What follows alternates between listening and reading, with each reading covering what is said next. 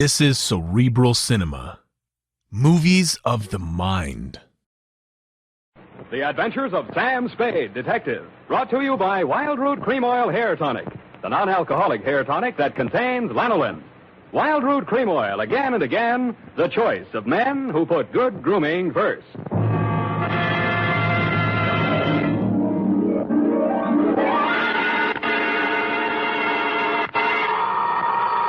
Sam Spade Detective Agency. Me, sweetheart. Sam, how did it go? It was the end, Effie, but the end. Oh, Sam, not another one of those society things. Depends on what you mean by society. Well, you know, Sam, cafe society. Cocktails for two, hands across the table. Make it another old-fashioned, please. Let's not lose our head, Effie. Nothing but double martinis, very dry, with 2 olives, sweetheart. 2 olives? Oh, Sam, isn't that overdoing it? It was all overdone, sweetheart. That's what cracked it. Now, stay right where you are. I'll be right down to mix up my report on the dry Martini Caper. Get it?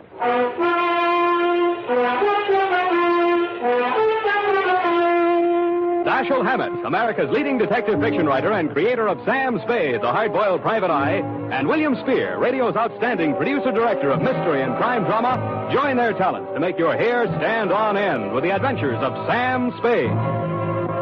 Presented by the makers of Wild Root Cream Oil for the hair.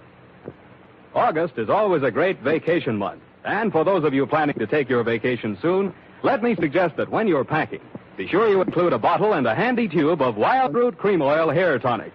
For no matter where you go, you can always depend on Wild Root Cream Oil to groom your hair neatly and naturally, relieve dryness, and remove loose dandruff. Yes, you can take it with you on your vacation, and you should. Wild Root Cream Oil Hair Tonic. Again and again, the choice of men who put good grooming first. And now, with Howard Duff starring as Spade, Wild Root brings to the air the greatest private detective of them all in The Adventures of Sam Spade. Oh,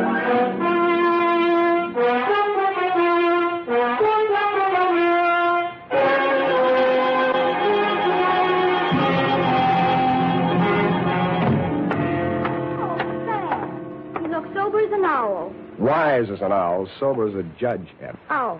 Well, the way you talked on the phone, I thought you'd drowned the shamrock, kissed the Black Betty, spliced the main brace, decorated the mahogany, made a Dutch bargain, or, in a word, gone to give a Chinaman a music lesson. Effie, I wish you'd spend more time with Harper's Bazaar while I'm gone and less with the thesaurus of slang. Ah. Didn't know I could say that. Are you sober? Well, I've been riding the choo-choo, drinking Adam's ale. And if you don't believe it, just ask me to walk the chalk. Okay, heelsy-toesy, arms akimbo, eyes glazed. Yes, Sam. Now then, tip of the forefinger to the tip of the nose. Oh, Sam, it makes me dizzy. Dizzy Gillespie? Dizzy go. Oh, Sam. Exactly. And you are not sewn up, shagged, shellacked, chickered, stuccoed, tap-shackled, stiffo, or real crazy. Well, you know best, Sam. Good. Now try this one. Yes, Prez. Sitting posture, limbs cruciform. What? Cheesecake stop. Oh, Sam. That's it. Now place the notebook. Just a little higher. Good. Now apply the tip of the pencil to the top of the fool's cap and proceed viz. Viz. Date. August 1st, 1948. To Mrs. Netta Martini, 1000 Marina Boulevard, San Francisco. From Samuel Spade, license number 127596. Subject, Dear Netta. The first I knew of the caper was day before yesterday morning when I saw your husband's picture in the paper. It was one of those lovingly retouched executive-type photographs of a man in his late 40s or early 50s, graying at the temples and wearing an embalmed man of distinction look. The story was headlined, Corporation Head Waylaid by Mysterious Assailant. Chauffeur foils would-be kidnappers at offices of Martini Trading Company. The item under it wasn't as thrilling as the headline. Sounded as if he'd been knocked down for his wallet and the attempted kidnapping had been dreamed up by a bored city news reporter. I tossed it in the wastebasket along with my morning mail and went back to the Police Gazette. On page 3, the phone rang. Unique Garage, Harry speaking. Mrs. Spade? One moment. Who's calling? Gordon Martini.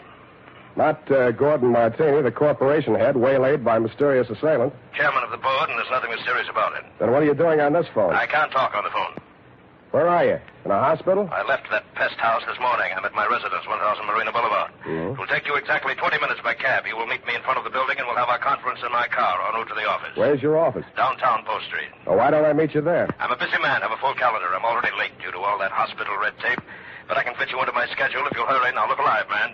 Well, it's a little early in the morning, but I'm trying hard. Good. What will you want for a retainer? I'll let you know if I decide to take the job. Fair enough. 20 minutes. I'll expect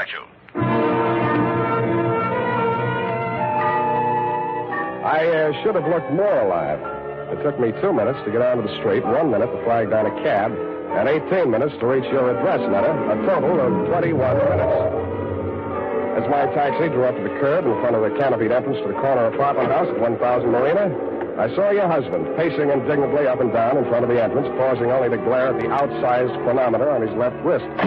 His gray Homburg was perched atop an outsized turban of gauze bandage that decorated his head. You're Spade. You're exactly 1 minute and 22 seconds late. Hours are made of minutes, minutes are made of seconds. In killing this seemingly negligible interval of time, you have wounded an hour. Oh, I have? Well, I'm sorry. The traffic's pretty heavy out here this hour of the morning, you know. You should have started a minute and 22 seconds earlier. I'm sorry there was a bore on the telephone, kept talking about how valuable his time was. No, well, don't apologize. Only waste more time. Now, here's your check, $100. My car's just around the corner. I pay that chauffeur a large salary. We mustn't keep him waiting. In the meantime, you may as well start earning a fee. I've been earning it for the past 22 minutes and 22 seconds. Wait. I suspected as much. You drive a car? Yeah, you mean one man drives all that? I see him, that rascally chauffeur of mine. Sleep in the back seat. All right, come out of there, you. Hey, what?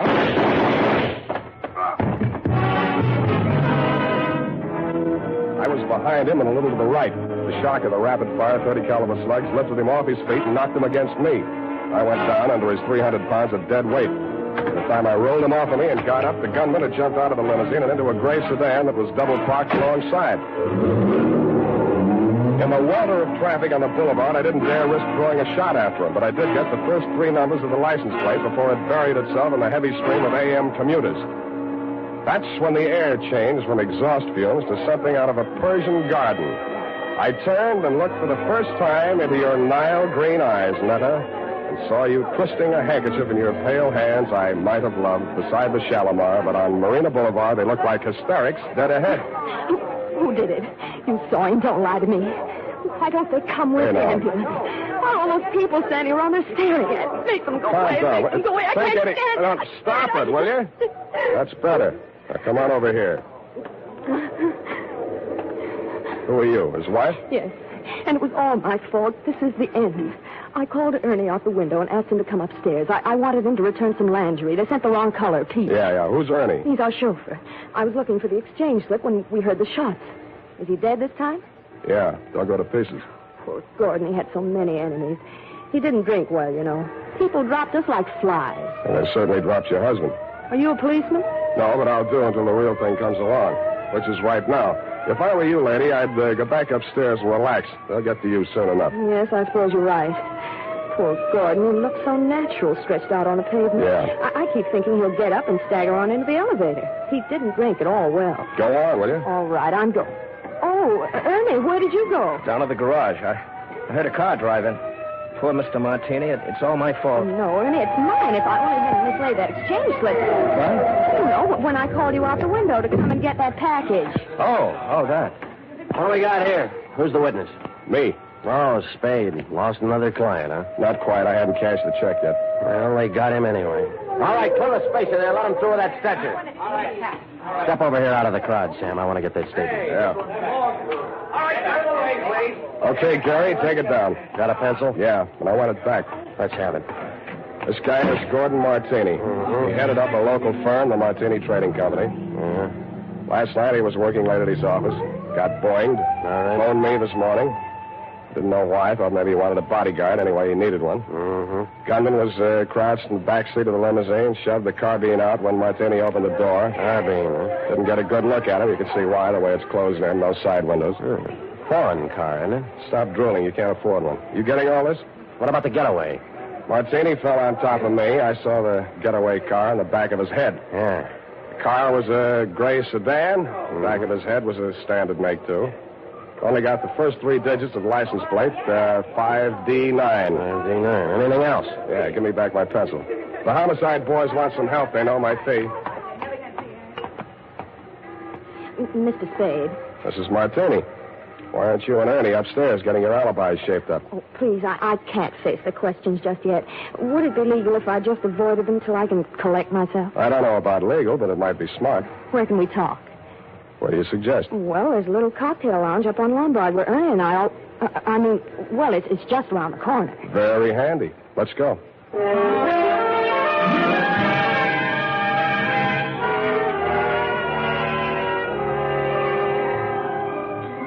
against my mother's advice. I should have listened, but, well, that's why I married Mr. Martini. Well, that brings us up to 1943, and it's only 11:45. You're just like him, always holding a stopwatch over my head. Always? Well, he drank, you know. You told me that. But it's much more important than you think. He often fell down and bumped his head. You mean that mysterious assailant that waylaid him last night in his office was a double martini? 2 pitchers full before dinner. 2? Ernie had to carry him up to his office. Well, what did he go up there for? Oh, we had an appointment with the vice president of the firm, Mr. Nesbitt. Something had come up, and he wanted Gordon to sign some papers. I don't know what. It wasn't the first time. I waited outside in the car. After Ernie had taken him upstairs, he came back to the car, and we talked. Ernie has alibis upstairs, downstairs, and all around the house. Well, then when the others came out and Gordon didn't, Ernie went upstairs to see why. Others? Mr. Nesbitt and who else? Mary Callahan. Secretary? No, she's an attorney. And if you think everything was legal between those two, well, but after all, who am I to call the kettle black? Now, what are you trying to tell me? That you got him drunk so they could make him sign some papers? That he got himself drunk so he couldn't write his name? Or that he just got drunk and fell down? Between you and me, I think she pushed him down a flight of stairs. In his condition, he never remembered. Why are you putting the finger on the Callahan dame? Well, what would you think? She was the last one out of the building. Why didn't you want to tell all this to the police? Well, I didn't want to talk about his drinking. Things were bad enough already. That would have been the end. Well, that's as good an answer as any. What do you want me to do for you? Prove that she did it and Ernie didn't. I'll let you take care of Ernie. Oh, no. I don't want to alibi him unless I have to. He might get the wrong idea. You mean I've got the wrong idea? He might think it meant I still care for him, and I don't. I can't stand him anymore. The way he chews those toothpicks. And besides, if his alibi is too good, I might have trouble about that carbine in the backseat of my car. Pardon me, it sounded as if you said you might have trouble about a carbine in the backseat of your car. That's what I said. Where is your car? In the garage. But somebody had it out this morning. They scraped the fender coming back in, and they ran into the wall. They must have been in an awful hurry. Tell me, this car of yours, it wouldn't be a gray sedan? Yes. License number? Oh, wait a minute. It's on my key ring. Here, 5D90... That's enough. Why didn't you tell me this before? Well, I couldn't get up the nerve. After I heard you tell that policeman the gun that killed Gordon was a carbine, and the gray sedan and all that, well, it's the end. I hoped you were right, but I didn't think so. When I went to look at the gray sedan in your garage, I knew you were wrong, dead wrong. It was the getaway car, all right, and the carbine, as you know, was proven later to be the one that killed your husband. But Ernie had turned into a very poor suspect indeed. He was hugging the carpet between the front and rear seats, and when I nudged him, he didn't move. He'd been shot at closer range than Gordon Martini, and the killer had used only one slug. It was planted in the base of his brain, which made him not only a very poor suspect, but a very dead one.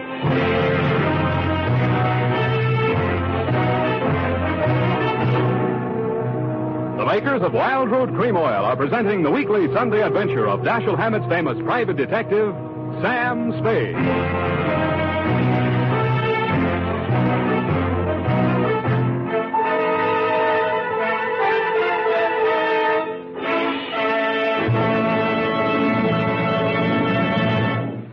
If you want the well-groomed look that helps you get ahead socially and on the job, listen.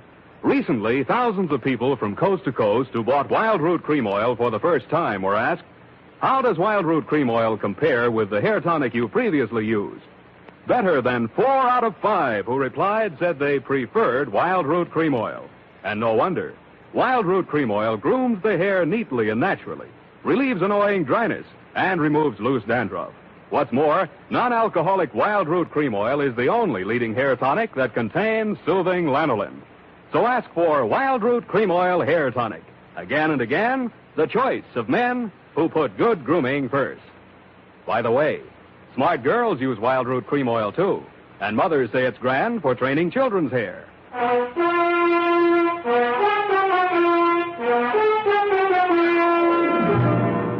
And now, back to the Dry Martini Caper. Tonight's adventure with Sam Spade.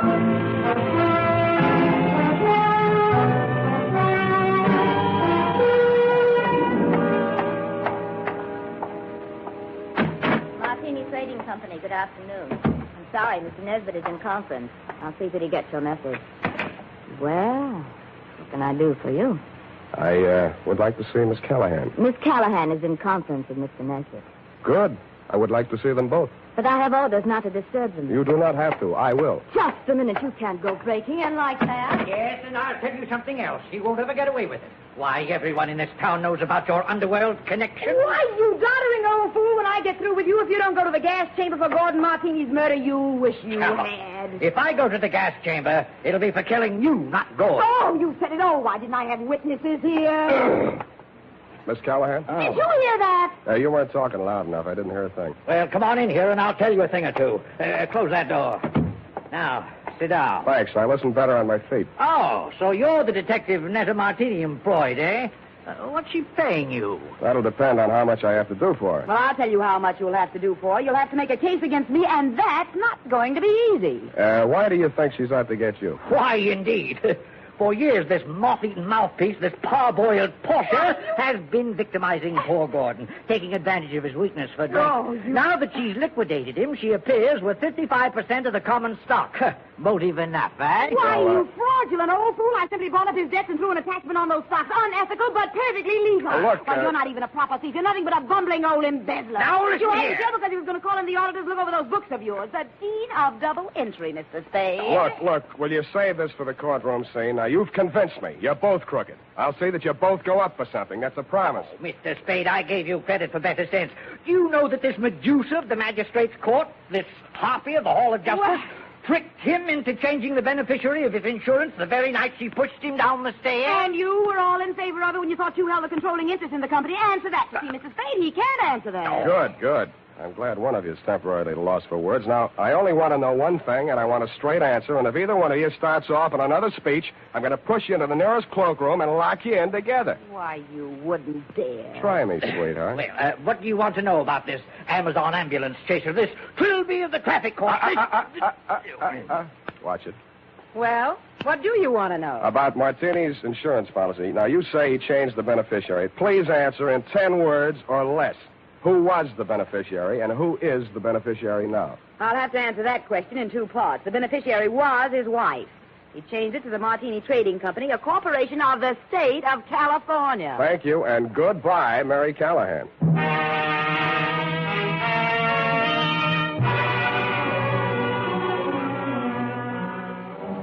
And that Netta took the heat off of you for the time being, which made things tough for me. Because Callahan and Nesbitt were so horrible, I never wanted to see them again, even to testify against them in court. I was sure of one thing.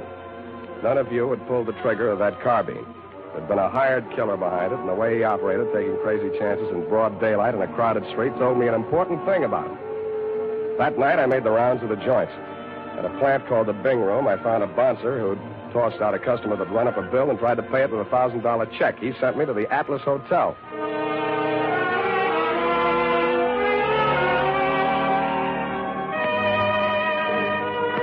The Atlas Hotel is off of 3rd Street down near the railroad yards. Not even a flea bag. The fleas sickened and died a long time ago. They couldn't take it. And from the look of the guests sprawled out in the mission furniture of the lobby, they wouldn't be able to much longer. A half-dead room clerk came back to the land of the living long enough to mutter a room number and wave me feebly toward a flight of crummy stairs.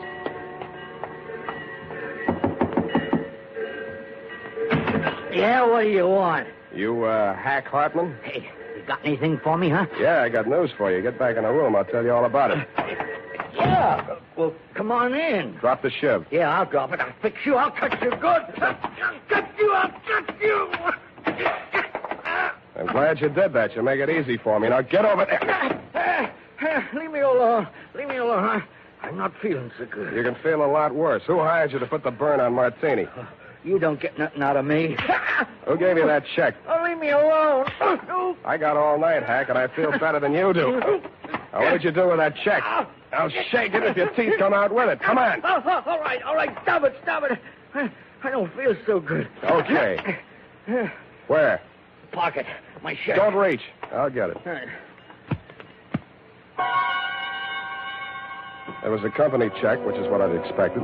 It was for $1,000 drawn on the Golden Gate Trust and Loan. But I wasn't expecting to find the signature on the bottom line. It was signed in a bold, firm hand, Gordon Martini. Who was the penman on this? He wrote it himself, right in front of me. What was it supposed to be for? He He wanted I should knock off his brother. You get mixed up? Well, he's dead, ain't he? That's what I mean. Gordon Martini's dead. The papers got it wrong. That was his brother, his twin brother. And that other guy, that chauffeur, kept hanging around the garage so I couldn't get out. I had to burn him, too. You know what you're saying? Yeah. I'm making sense.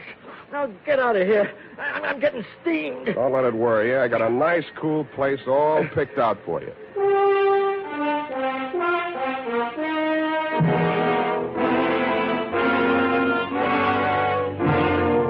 After I turned Hack over to the cops, I did what checking I could on my own at that time of night. As nearly as I could learn, Gordon Martini could never have had a brother, twin or otherwise. He was a first child. His mother died in childbirth, and his father died 1 month later. So I went back to the offices of the Martini Trading Company, glass-keyed my way in, and made a quick frisk of it. There I learned that the signature on the check was indeed Gordon's, but that he had closed out his account at that bank the day he wrote it. I thought about that on the way out to your apartment.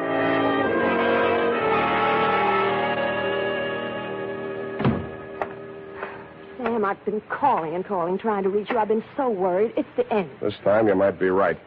Fix me a drink. Well, there's nothing in the house but those prepared martinis Gordon used to drink. Is that all right? No, but fix me one anyway. Never mind the ice. It's not morning yet, but I hate myself already. Why don't you just relax and let me get it for you? I'll relax. You get the martinis. What happened? What'd you think of Mary Callahan? Isn't she the end? She's cute. You're all cute. All of me? How nice. I put ice in anyway. It's nasty without. It's nasty anyway. I hope it doesn't make you fall down the way it did poor Gordon. Thanks. What? Well, what's the matter? Too dry? You open this bottle fresh? Why, yes. What's the matter? Where are they? The rest of the bottles. Oh, yeah. More of the same.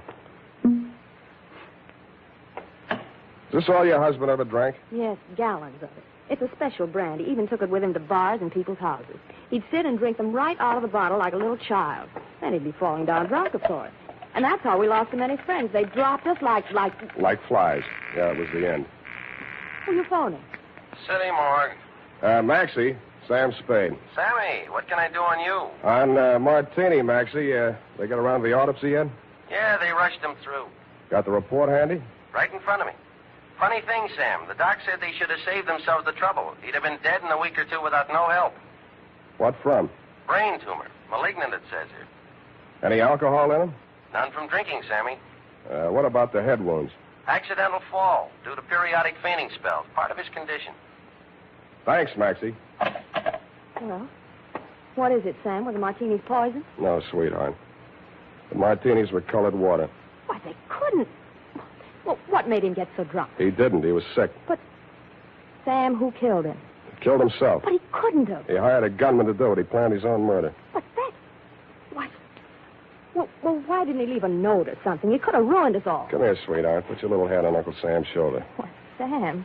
That's, just what he wanted you to do. He wanted to ruin you. He let Mary Callahan fleece him out of his interest in the company. He let Nesbitt juggle the books. He let you go your way with Ernie. He let all three of you fix yourselves up with as nice a set of motives for murder as a jury could ask Oh, for. he couldn't have... The real joker was the check he used to pay off the man he hired to kill him. It bounced. It also proved he'd planned his own murder. But he still has his revenge. Because the insurance that would have kept the corporation from going broke won't be paid off on account of the self-liquidating cause. Oh, Sam, darling, what's going to become of us all? Well, Callahan and Nesbitt will probably sue each other to death. You might have to go to work and earn a living. Well, I have $500. I might invest it in something. You already have. Here's my bill. But, Sam, you didn't help me. What? This is the end. No, it isn't, sweetheart. This is the beginning. Come here.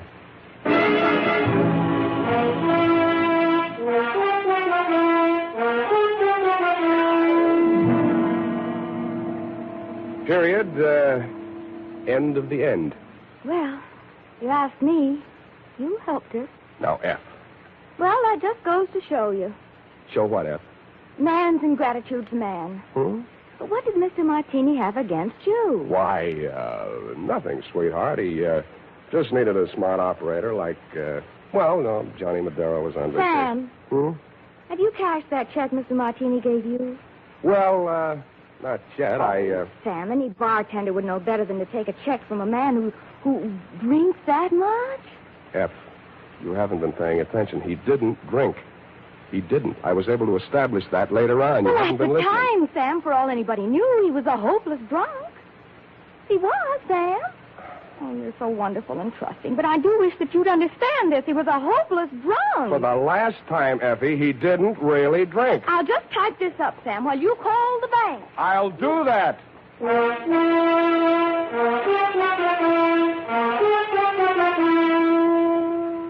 A final reminder, friends. Whether you're going on a long vacation trip or just a weekend to the beach, be sure you've got a bottle and tube of Wild Root Cream Oil tucked away in your suitcase. Do this, and you'll find it's easy and quick to spruce up again after stepping out of the water or off the tennis court. For no matter where or when you use it, Wild Root Cream Oil grooms your hair neatly and naturally, relieves dryness, removes loose dandruff. So at home and away from home, help yourself to handsome hair with Wild Root Cream Oil. And next time you have a chance, ask your barber for a professional application of Wild Root Cream Oil Hair Tonic. Again and again, the choice of men who put good grooming first. Well,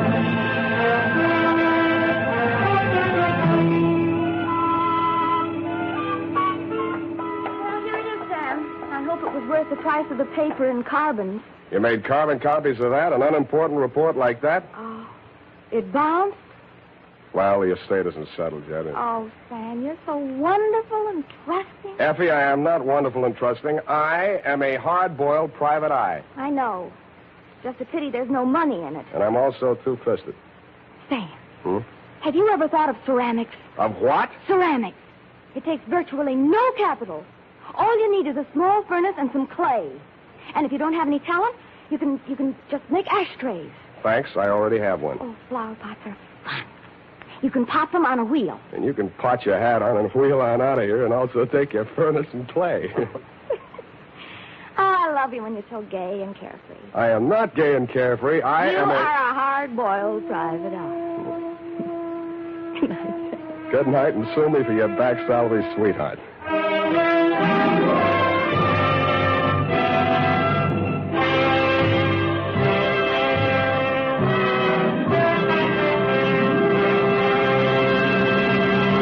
The Adventures of Sam Spade, Dashiell Hammett's famous private detective, are produced and directed by William Spear. Sam Spade is played by Howard Duff. Lorene Tuttle is Effie.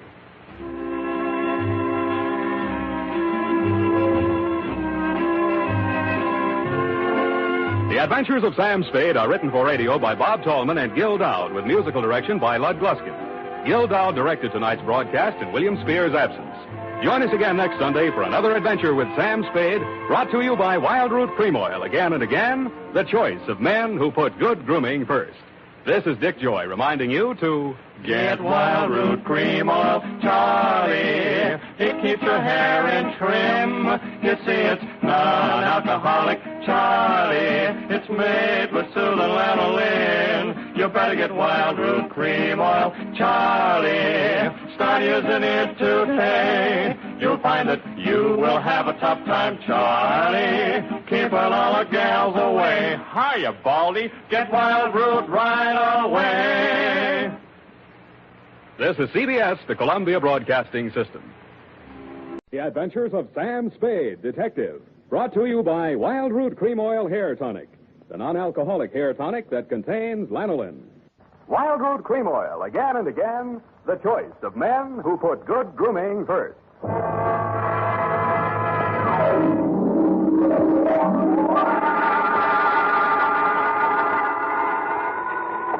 Sam Spade Detective Agency. Same what, sweetheart? Oh, Sam, how did it go? Well, it wasn't exactly a 10-in-1 outfit. More of a mud show, dog and pony type, rag front. Sam, what are you talking about? Huh? And by the way, where were you last night? I missed the last bus in from the Cow Palace, so I had to do a Starr pitch. Connie talk, F. Oh, if you think I'm going to ask what a Starr pitch is, you're mistaken. What were you doing at the Cow Palace? Oh, just fooling around. Oh. Sam? Yes? Sam? Yes? Sam? You ask too many questions. Sweetheart, in the patois of the carnival, I'll be right down to pitch my spiel my pitch, and make with the canvas and the Bluebeard Caper.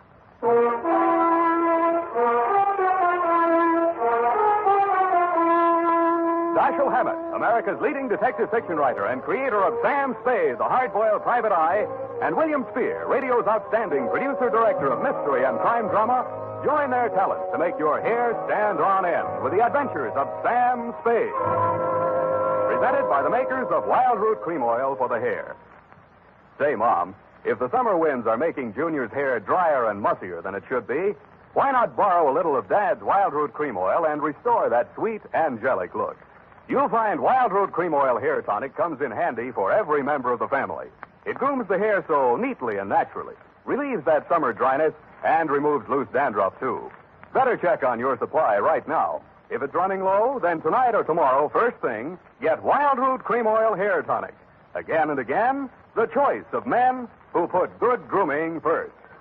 And now, with Howard Duff starring as Spade, Wild Root brings to the air the greatest private detective of them all in the adventures of Sam Spade.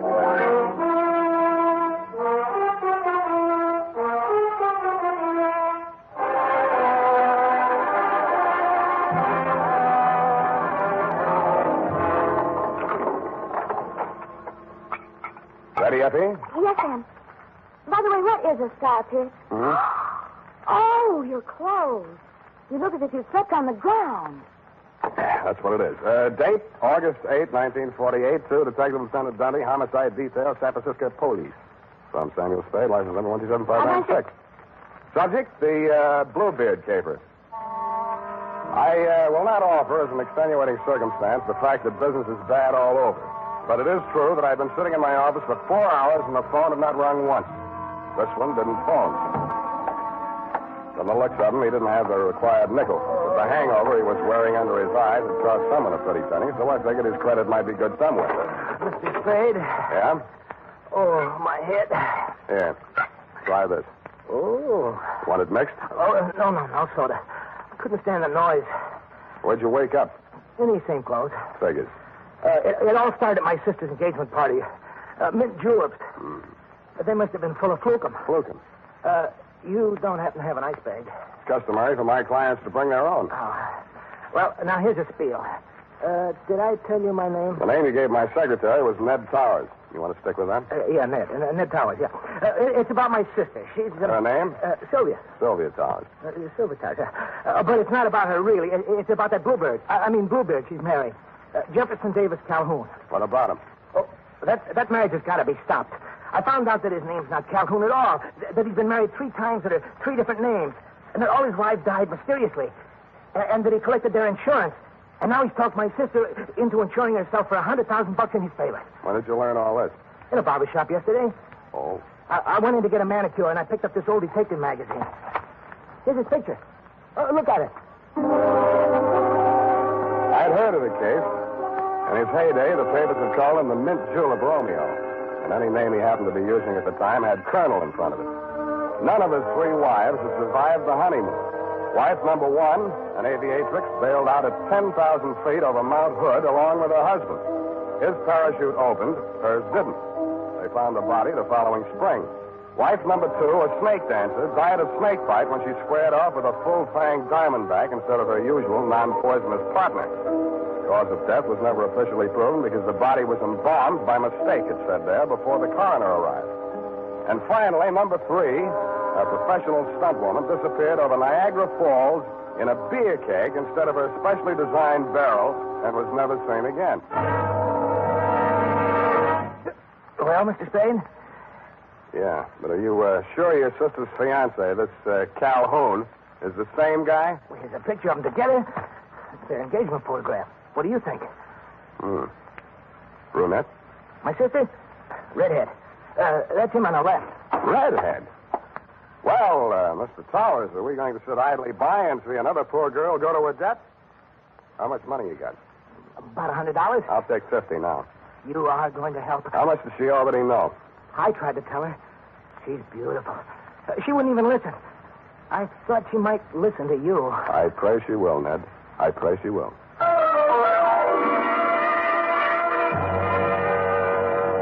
There were 2 aspects of the case that I wanted to look over more closely. A, Sylvia's red hair, and B, the red splotches on my client's face. I had a hunch she might be suffering from more than a hangover. So I dropped in at the address of a medical friend of mine who specializes in poison. He said the tests would take most of the afternoon, so I decided to find out who was Sylvia, what was she as kind as she was fair. Such a face as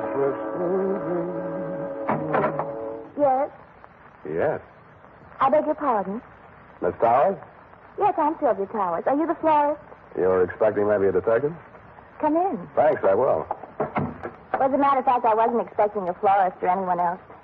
But I'm glad to see you. I really am. Huh? Sit down here.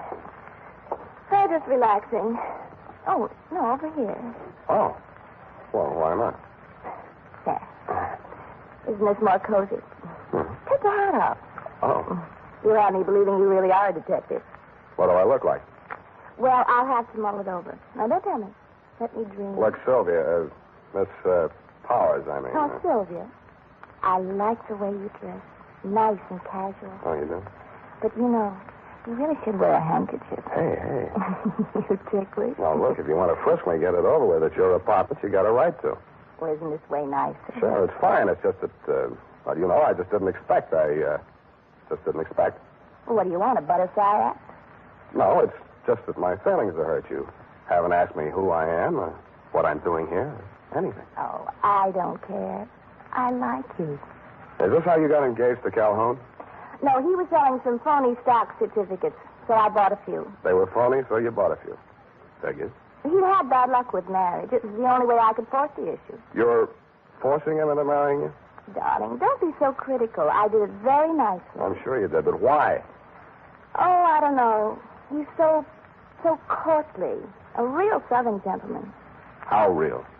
Hand me that cushion, darling. Oh. Oh, no, here, behind my head. Oh. Oh, that's better. Oh, don't go away. Why do you want to be number 4 on the Bluebeard parade? Oh, do you really think he did kill him? Oh, that's one of two theories. He either did or he didn't. Oh, I love your hair. So nice, bristly. Does this bother you? Yeah, but don't stop. Now, wait a minute. Look, I got my client to think about, and I'm trying to think about it. Darling. I didn't want to take this assignment, but he really seemed to be worried about you. Oh, now, who on earth would be worried about me? I'm a little worried about you myself, and I'm not even distantly related to you. Well, don't say that yet. This marriage may not last long. Don't you say that. Oh, I know his marital life has been full of tragedy. But I'm not superstitious. I think I may change his luck. Okay, Sylvia, okay, it's your life. I told your brother I'd talk to you, and I have. My brother? Yeah, Ned. I think maybe your boyfriend tried to poison him last night. Oh, no. Oh, Jeff, you're just in time. Well, my dear, we will discuss this further in private. I have only this to say at the present time. In the South, it is not customary for a lady to receive a gentleman alone just prior to her marriage to another gentleman. But, Jeff... I know your motives were pure and innocent. Customs differ, that's all. I am Colonel Calhoun at your service, sir. I'll call you when I need you. I'm afraid I must ask you to remain.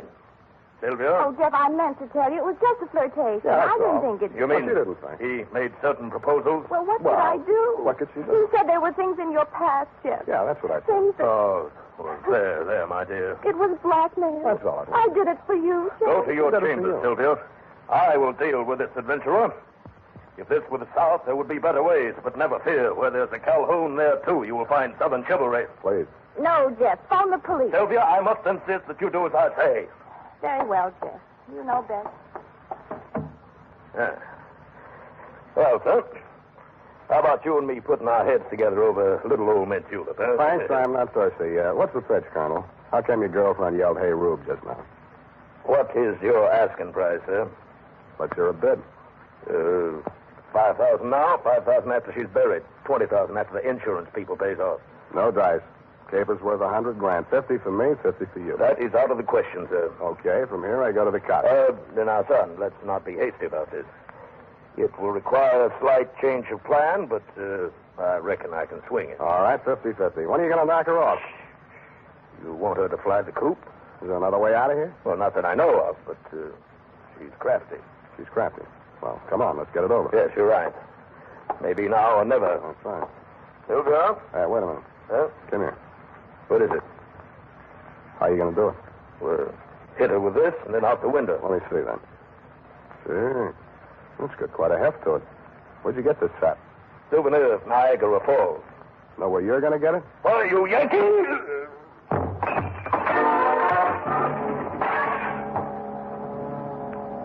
The souvenir of Niagara Falls was deadlier than I thought.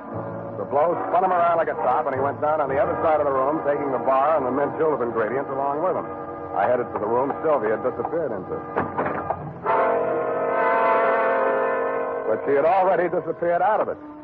I looked in the closet, the bathroom, under the bed, tapped the walls for secret panels, and then forced myself to look out the only possible exit, the open window.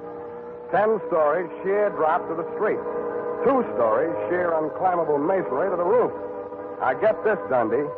No other exit, no horizontal ledges, drain pipes, niches, cornices, not even a helicopter landing.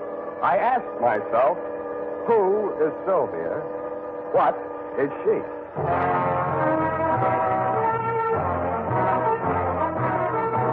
The makers of Wild Root Cream Oil are presenting the weekly Sunday adventure of Dashiell Hammett's famous private detective, Sam Spade.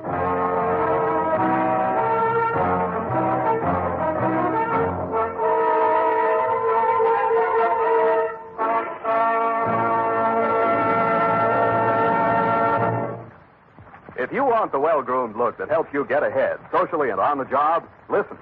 Recently, thousands of people from coast to coast who bought Wild Root Cream Oil for the first time were asked, how does Wild Root Cream Oil compare with the hair tonic you previously used? Better than 4 out of 5 who replied said they preferred Wild Root Cream Oil. And no wonder. Wild Root Cream Oil grooms the hair neatly and naturally, relieves annoying dryness, and removes loose dandruff. What's more, non-alcoholic Wild Root Cream Oil is the only leading hair tonic that contains soothing lanolin. So ask for Wild Root Cream Oil Hair Tonic. Again and again, the choice of men who put good grooming first. By the way, smart girls use Wild Root Cream Oil, too. And mothers say it's grand for training children's hair.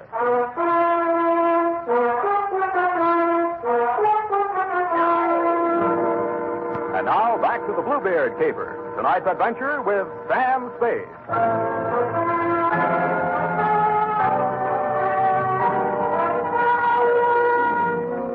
There was no use wasting any time trying to figure out how Sylvia had done whatever she had done to escape from that escape-proof room. There was nothing of interest in it but a diving helmet, deep sea type, and the current issue of Billboard, a magazine which records the movements of show people. Under carnivals and tent shows, an item was circled. Colonel Carlisle's Colossal Carnival and Tent Show, which was currently playing San Francisco out by the Cow Palace. That reminded me of the Colonel in the next room. I went in to hit him again, but somehow his not being there didn't surprise me a bit. What I found on the roof did surprise me a little. It was a rope and grappling hook, human fly type, which fitted with the circuitry aspect the caper was beginning to take on. But I'd never have taken Sylvia for a stunt woman. I took a neat end to get into condition for what lay ahead, slid down the banister to the top floor, somersaulted into an elevator, and rode it down to the lobby, no hands. Pausing only to acknowledge the applause of the scrub woman, I skated on over to the phone booth. Sylvia's hands like tonight. Dr. Mandel's office. Bernie, Sam Spade. Oh, say, I'm glad you called, Sam. That patient you brought in here, Ned Coward? Yeah, what about him? Well, your hunch was right. There was enough poison in him to kill him twice. Uh-huh. And that ain't all. He dead? No. Then what's all? Well, his stomach had enough foreign objects in it to keep all the newspapers in town in Monday morning feature stories for the rest of the year. What type foreign objects? Oh, glassware, spoons, hunting knives. Well, nothing valuable. Where'd you send him? Oh, he wasn't a hospital case, Sam. Enough poison to kill him twice, glassware, spoons, hunting knives, and not a hospital case, huh? The poison, he's developed an immunity. The other stuff, it's harmless. Harmless, huh? Do you want me to send you the complete report? No. Forget it, Bernie. You've given me enough. Thanks.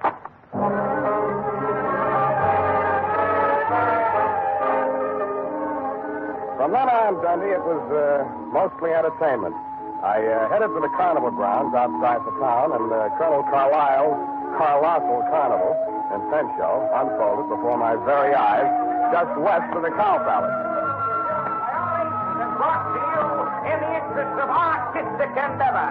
Mademoiselle Mahala, the favorite dancing girl of the Sultan of Zanzibar, brought direct from the perfume gardens of the Mystic Orient. Every muscle of a gorgeous body. And now, ladies and gentlemen, in the interest of science and the furtherance of national defense, one of the medical miracles of the 20th century. Ladies and gentlemen, a man with the iron stomach and the asbestos esophagus, Professor Stella. Professor, if you please, sir, give the folks a sample of your control over the fiery element. I will light the torch. And the to the professor. And now, Professor, if you will kindly... The coach dancer left me cold, but the fire-eating professor was hot. It was none other than my client, the man who called himself Ned Powers. I moved as close to the platform as I could without setting fire to myself and caught his eye. When he caught mine, it singed my eyelashes. Hey, scramble, I got my act to do. I can't talk to nobody. Where's the colonel? There ain't any colonel, just for the banner tack. Where's your sister? I ain't got no sister. Then who is Sylvia? Hey, do me a favor, Shamus. Keep the 50 and forget the whole pitch. Now be it. Oh, I want to see the show. Okay, you paid for your duck. Tear your eyes out if you want to. Okay, butcher, start squawking. They're drifting away. And, ladies and gentlemen, that was only a sample. Only a sample. Why, he eats the stone and throws the beast away. And he used powdered poison on his soft-boiled eggs. Now tell me, if you will, is there a doctor in the house? I drifted on down the midway.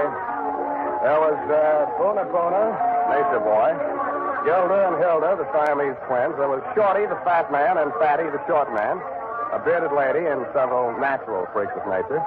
At the very end, there was a big canvas enclosure. The act was called the Three Death-Defying Darlings. From the noise inside, I judged that to be an understatement.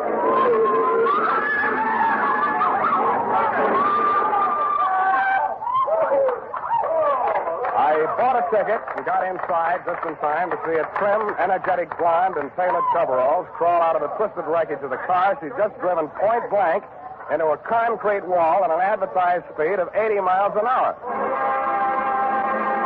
She took a bow, tripped lightly out of the ring, and a brunette about the same size and shape, but wearing a costume consisting mainly of 3 live rattlesnakes passed her coming in. I swear she did. I also swear that she danced so well I didn't even notice the snakes after I got used to them.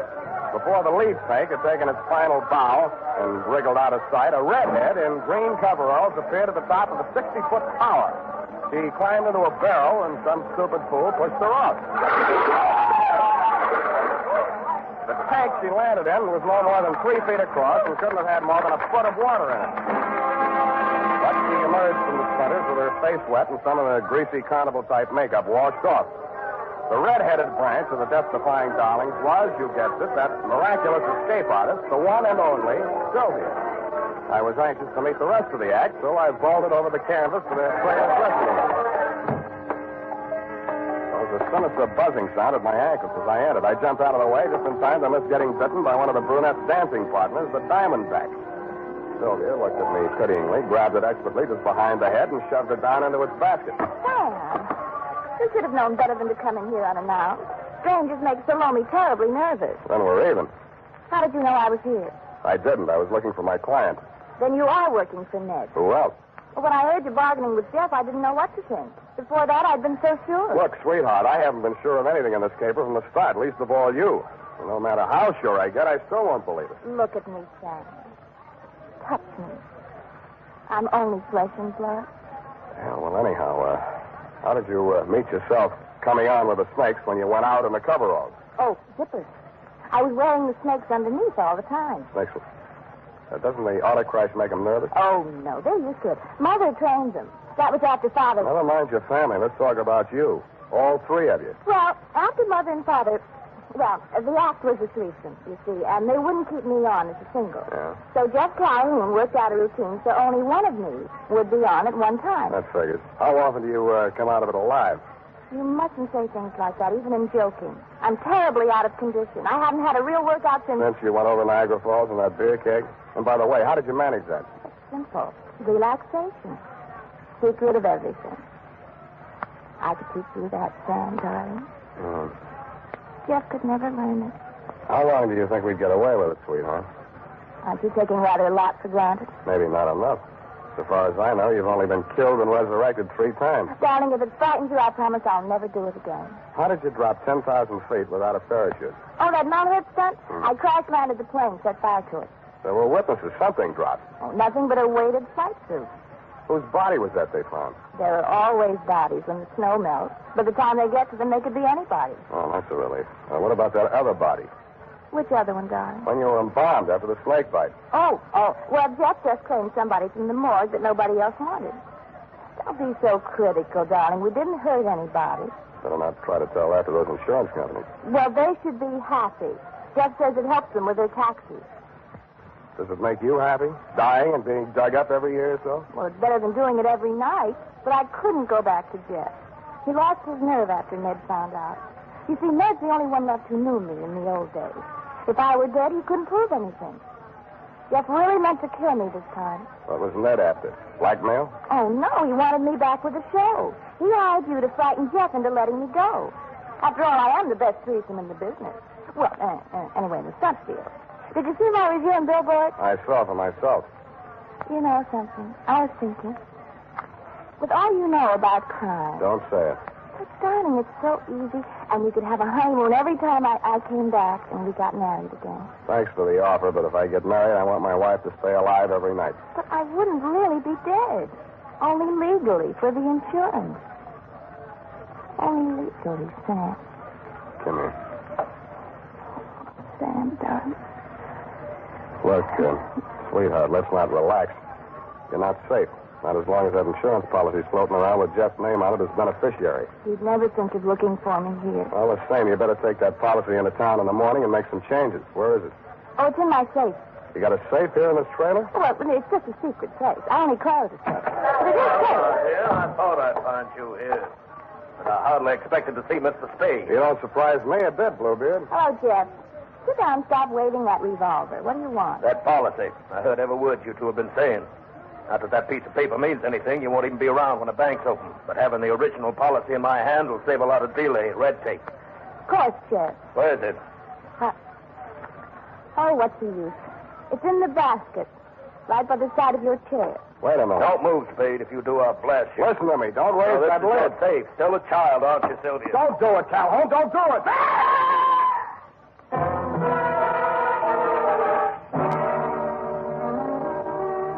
And that, Lieutenant Dare, took the lid right off of the caper. Due to my Boy Scout training, my split-second timing, and the fact that Salome's fang missed an artery by a 30th of an inch, I understand Calhoun will live long enough, which, as far as I'm concerned, is any length of time you care to name. About Sylvia, I really don't know how to advise you there, but if you're planning on charging her with attempted homicide, you'll find that there are 3 Darling sisters listed as U.S. citizens and residents of California. It might be hard to figure out which one of her to indict. Period. End of Nightmare Alley, Bluebeard Division. Any questions, F? Oh, just one, Sam. A grammatical error, but I'll correct it. And just whom do you think you are to be correcting my grammar? Who, Sam? Nominative case. Nominal. Nominative, Sam. The most frequently used cases in English are nominative, accusative, and possessive. I'm referring to your sentence which reads, it might be hard to figure out which one of her to indict. Yeah. Of course, you meant them, since there are 3 Darling sisters. Her being singular. Indeed, her was singular, Effie. Oh, Sam, you made a joke. That's a very small one. Now, type that up and leave my grammar as is. It's colorful. Oh, very well, Sam. I'll just fix the syntax as I go along. Syntax? In California?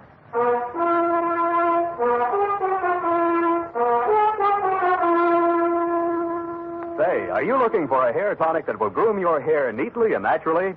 Then you're looking for Wild Root Cream Oil. Want a hair tonic that relieves annoying dryness?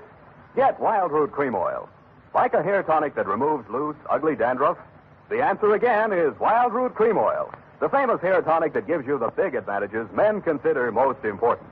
Step up to your drug or toilet goods counter first chance you get and ask for Wild Root Cream Oil in the big economy bottle and the handy new tube that's easy to pack when you travel. Also, ask your barber for a professional application of Wild Root Cream Oil hair tonic. Again and again, the choice of men who put good grooming first.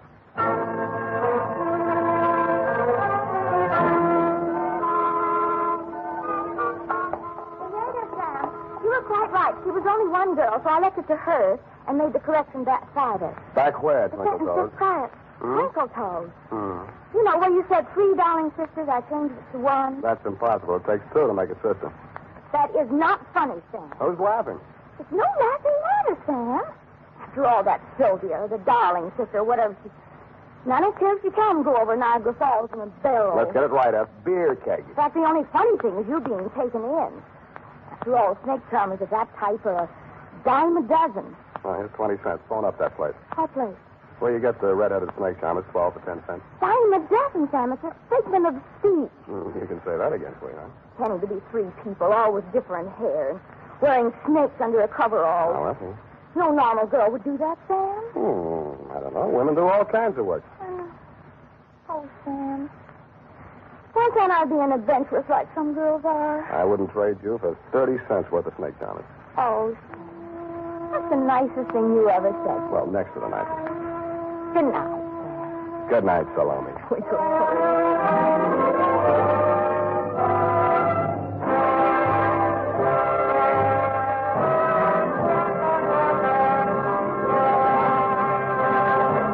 The Adventures of Sam Spade, Dashiell Hammett's famous private detective, are produced and directed by William Spear. Sam Spade is played by Howard Duff. Lorene Tuttle is Effie.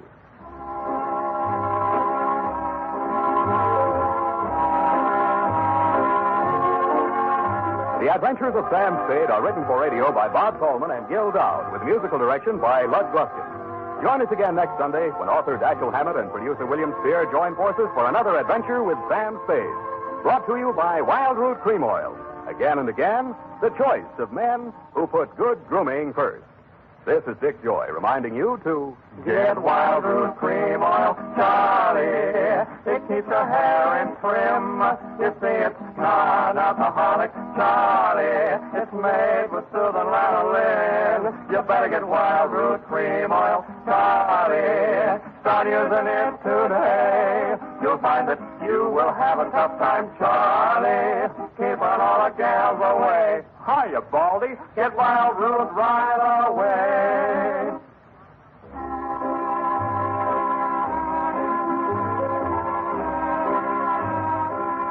This is CBS, the Columbia Broadcasting System.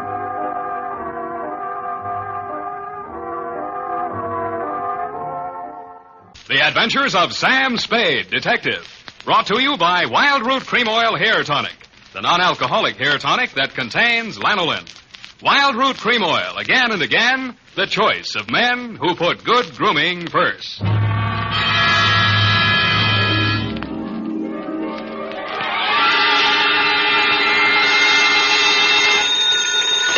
Sam Spade, detective agency. It's only me from over the sea. Oh, Sam, how was it at the beach? Same as always, foggy. Did you go in?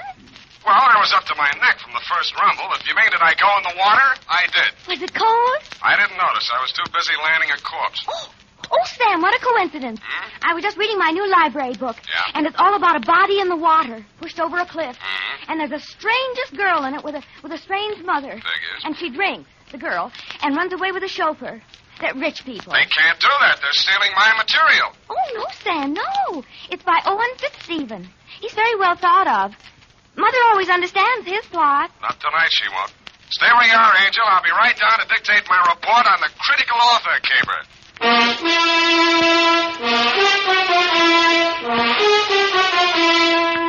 Dashiell Hammett, America's leading detective fiction writer and creator of Sam Spade, the hard-boiled private eye, and William Spear, radio's outstanding producer-director of mystery and crime drama, join their talents to make your hair stand on end with the adventures of Sam Spade. Presented by the makers of Wild Root Cream Oil for the hair. You know as well as I do, fellas, your hair is one of the first things any gal notices. So it's really important to keep your hair spruced up right all the time. The answer? Why, of course. Wild Root Cream Oil Hair Tonic. Wild Root Cream Oil grooms your hair neatly and naturally, relieves dryness, and removes loose, ugly dandruff. I have a hunch, fellas, she'll help herself to another look if you're using Wild Root. Get Wild Root Cream Oil Hair Tonic in bottles or the handy new tube. It's again and again the choice of men who put good grooming first. Later in this program, we'll have an important announcement. Listen for it.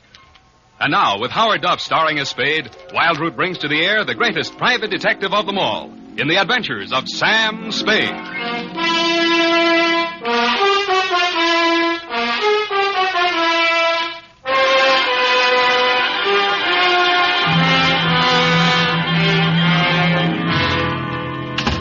I'm looking over the phone. Oh, Sam. Yeah, come on in. Let's get this over. Can you wait till I finish this chapter? Hmm? Just a page to go. The detective had just found this girl in a sordid rooming house. Mm-hmm. He had this fight with her boyfriend and boinged him. And now butter wouldn't melt in her mouth. But I don't trust her. What's the name of the book? Morgue Fruit. Morgue Fruit. His last was A Spindly Stiff. Mm-hmm. That was about this neurotic nurse who was in love with her employer. Effie, And how she long got have you been reading this kind of trash? What's not trash, Sam? Well, he really makes his characters live. Mm. And I love his detective. He's real hard-boiled, like in Dashiell Hammett. Ashel, damn it. Mark your place and come in. All right, Sam. Oh, dear. Ready? Yes, Sam.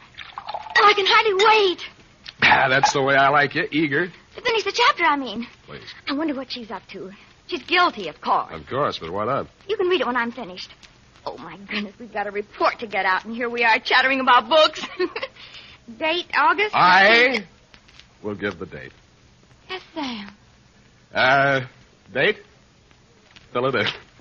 To Missing Persons Bureau, San Francisco Police. Attention, Sergeant Schwartz from Samuel Spade, license number 127596. Subject, Gabriel Leggett.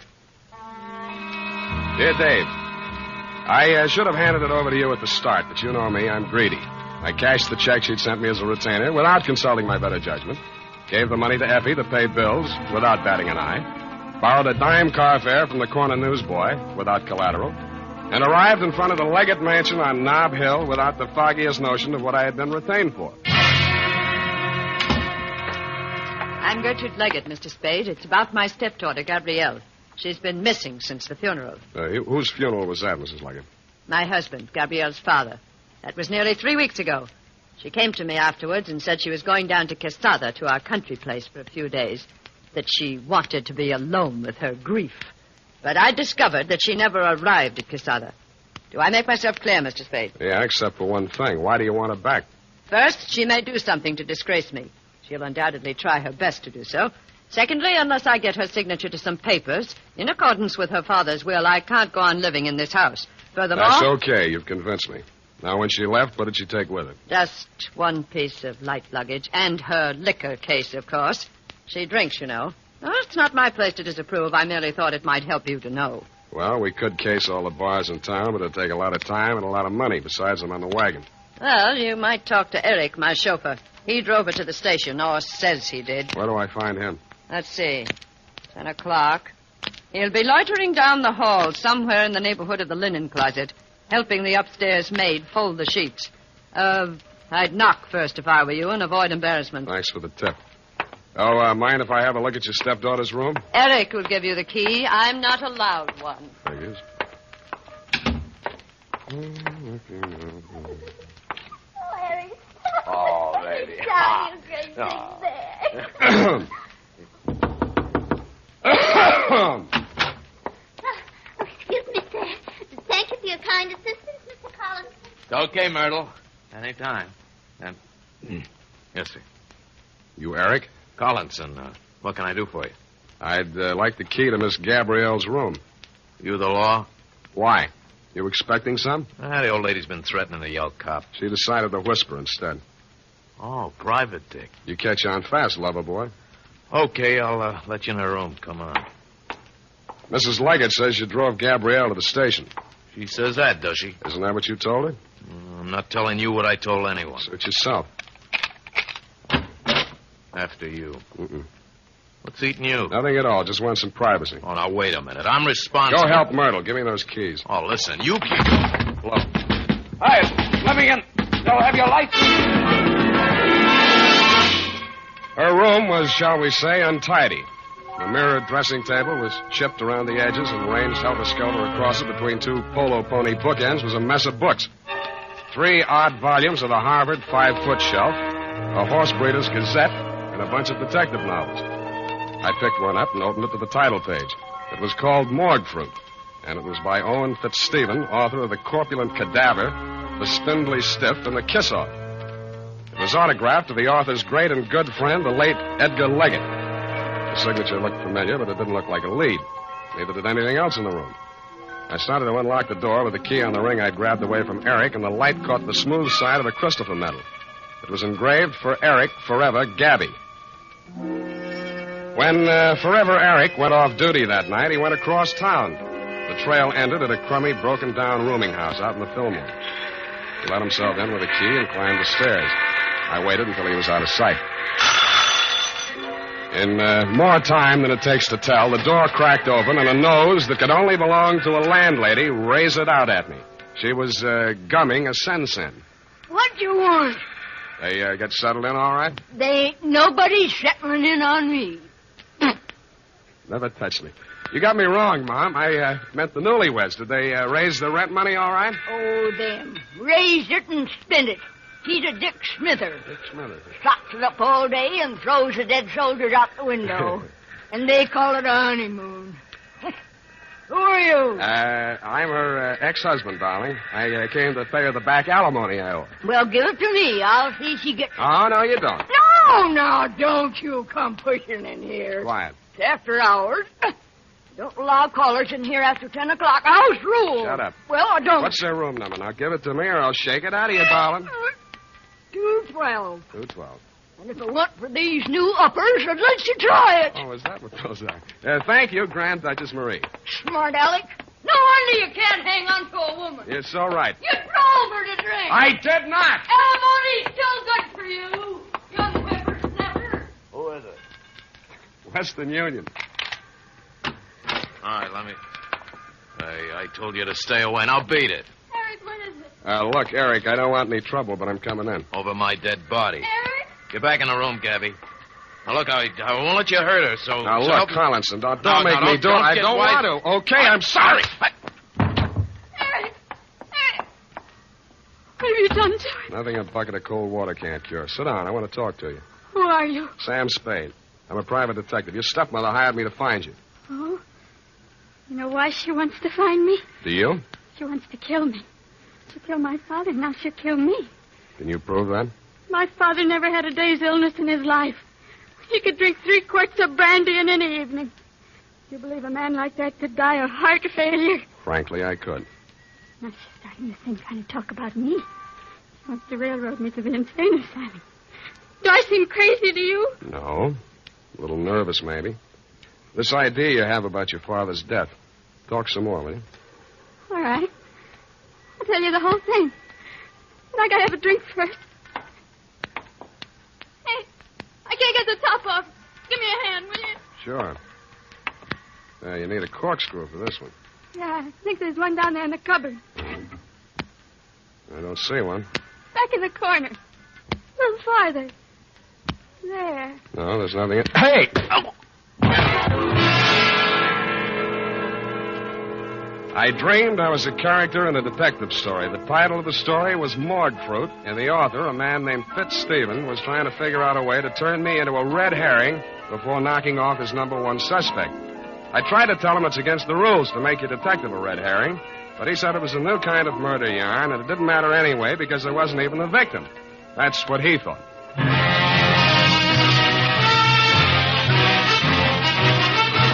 The makers of Wild Root Cream Oil are presenting the weekly Sunday adventure of Dashiell Hammett's famous private detective, Sam Spade.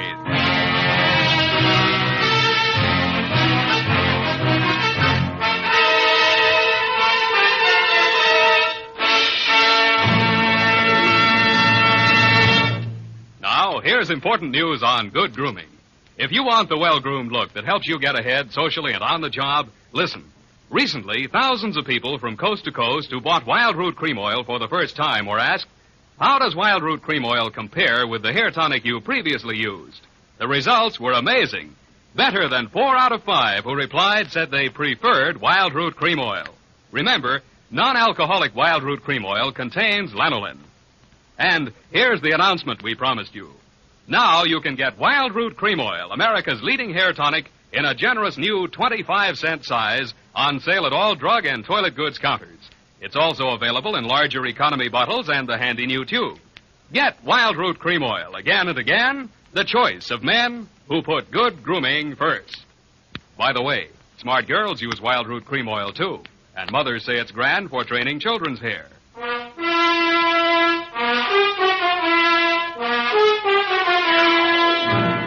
And now, back to the critical author, Caper. Tonight's adventure with Sam Spade.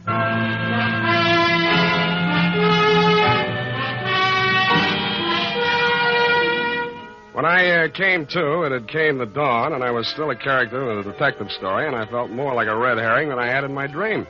I had dragged myself across my own trail and wound up no place. My quarry had fled, leaving nothing behind but empty bottles with fingerprints on them. I lifted the few and hustled over to the Bureau of Identification. Half an hour later, I got the report. They were mine. All mine. I wondered what a detective novelist would make of that. I decided to find out.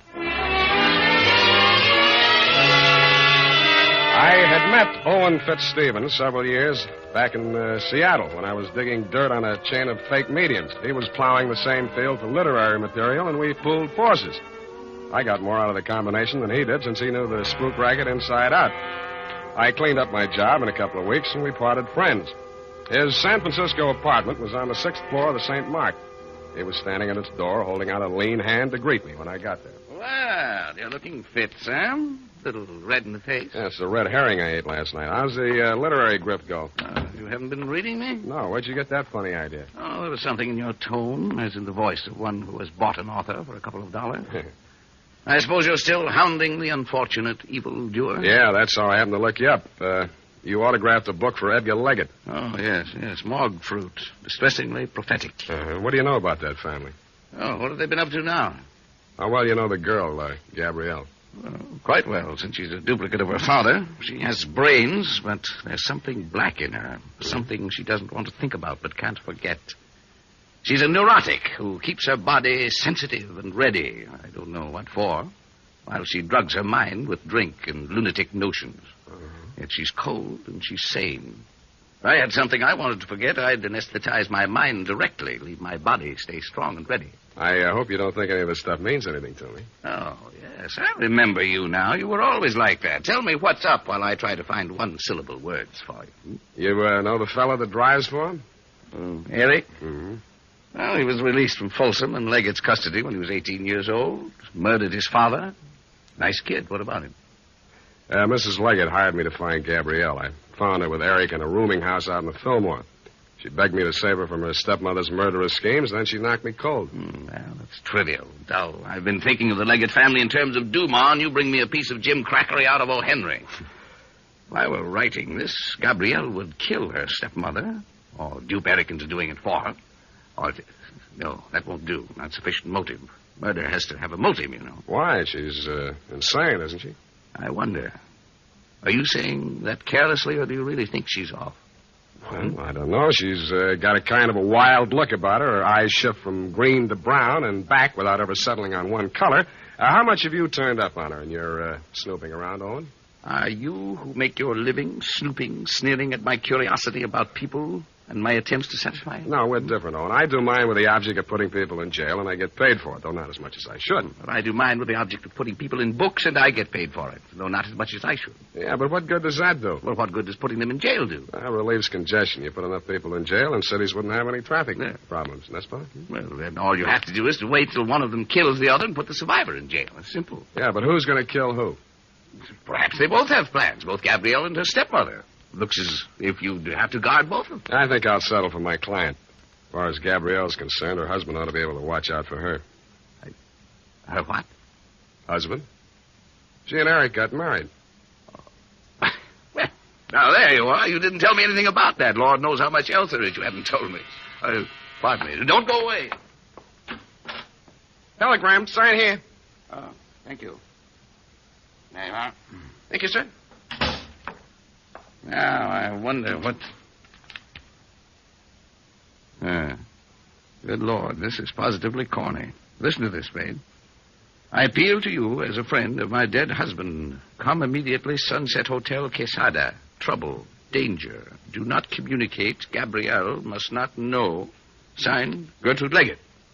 Spade. Yeah? Did you have this wire sent to me as a prank? I was just going to ask you if you sent it to yourself as a prank. I have it. Hmm? The key to the whole thing. It's a red herring.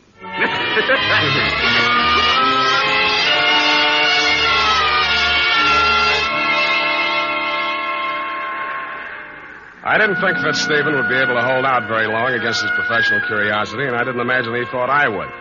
I caught the next bus for Quesada. Quesada is a one-hotel town pasted on the rocky side of a young mountain that slopes into the Pacific Ocean some 80 miles from San Francisco. I got there at 11-something that night, stepped down from the bus, and crossed the street to the Sunset Hotel. All right, keep your shirt on. Mrs. Leggett registered here? What's your name? Owen Fitzstephen. Oh, she left a message for you. Said for you to wait right here and don't leave till she gets back. Yeah, she say where she was going? Oh, it's probably over visiting with her daughter and new son-in-law, over to the cove. How do you get there? Well, you'll never be able to find it at night unless you went all the way around by the East Road. Yeah, Not then, I'm sure, unless you knew the country. Well, how do you It's get good. there in the daytime? Well, you go down this street. You take the fork on the ocean side and follow that up along the cliff. It's easily enough found in the daytime, but you never in the world. You won't be able to find it at night. okay, heard you the first time.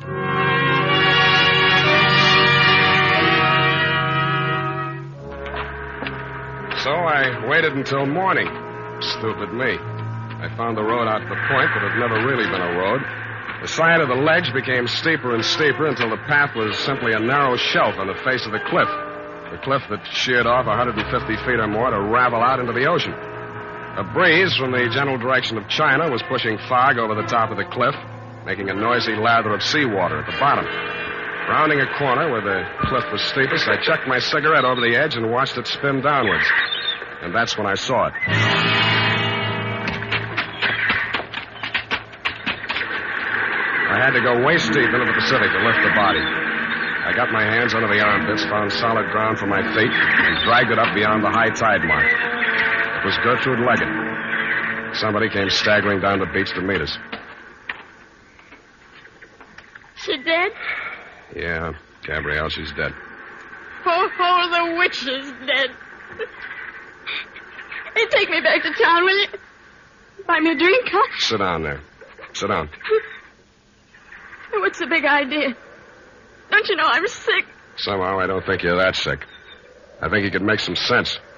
Sense? That's a laugh. You don't know me. I've never been able to think clearly the way other people do.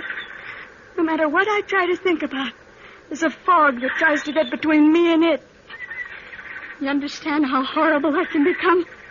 Going through life like Nuts. that? Nobody thinks clearly, no matter what they pretend. Thinking's a dizzy business. A matter of catching as many of those foggy glimpses as you can and fitting them together the best you can. Trouble with you is you've been enjoying your misery. You've been so busy trying to prove that you're nuts, it's a wonder you haven't really driven yourself nuts. How do you know I haven't? Because you're too anxious to admit it. All right, I'm sane if you want it that way. I'm just evil. There's something black inside me. What was that again? Something black. Everybody knows that about my family. My father, too. Who told you that? I always knew it. They say my real mother killed herself. But I know better. I know how to open the drawer where she keeps the gun. Every day, Gertrude lies on Mother's bed, and we play Killing the Witch. Yeah? And she comes in the nights and bends over my crib. And she's changed herself, so she looks like Mother instead of the witch. But I know better, and I hold up the gun with both hands. It's very hard to pull with both hands. It's very hard to pull the trigger. But I must do it or the witch will eat me up. And then there's a big noise and red all over. And I can't get out. I can't get out.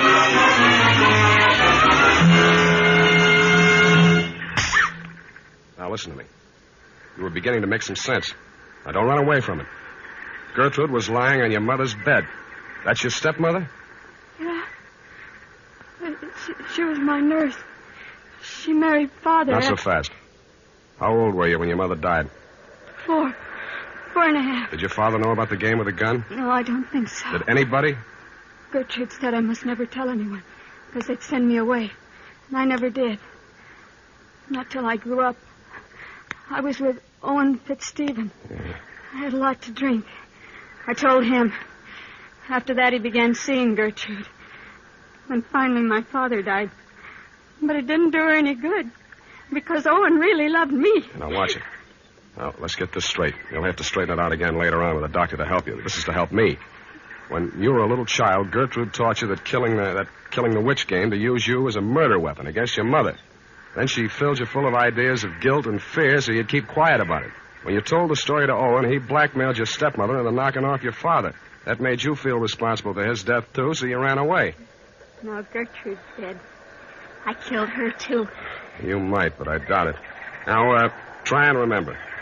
Was Owen up here tonight? I thought I heard his voice.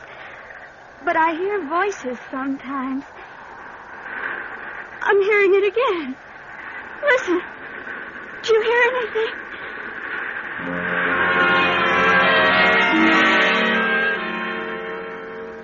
I didn't hear anything but the wind and the beat of the surf at first. But when I did hear the voice, I sent Gabby for a doctor before I investigated. He was pretty badly mangled in the rocks. He'd fallen nearly as far as he'd pushed Gertrude, but was still alive. I made him as comfortable as I could, and finally he opened his eyes. Hello, Sam. You messed yourself up good. Yeah. No more rocks for me. Not unless you make Alcatraz. You know, I had half an idea when you came to see me in San Francisco that you were secretly nursing some exceptional, idiotic theory.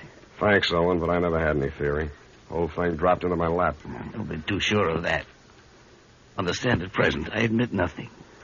Later on, if I'm forced to, the very number of my crimes will be to my advantage. On the theory that nobody but a lunatic could have committed so many.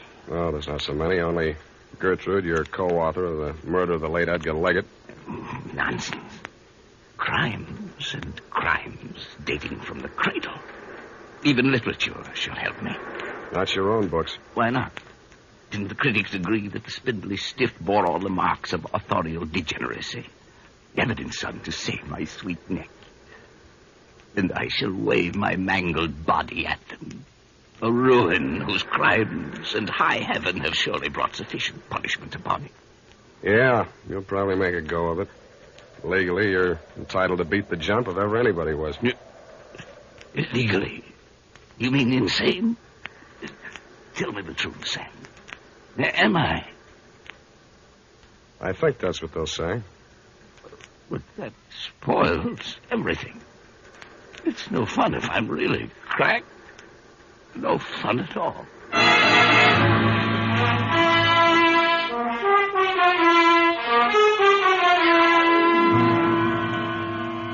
Period and a report. Well, it just goes to show, doesn't it? Now, there you go again, Effie. I mean, if anything like that happened in real life, you wouldn't believe it. You mean if anything like that happened in fiction? Oh, no, the author is never the guilty party. Well, this author was. But that's not fair. The author is never supposed to be guilty of... You're right. You're right, Effie. He shouldn't be even a suspect. Maybe a red herring, but... Type that up, Effie. Oh, all right, Sam. Anything else, Sam? Yeah, phone the drugstore and order some red herring. I mean, some aspirin.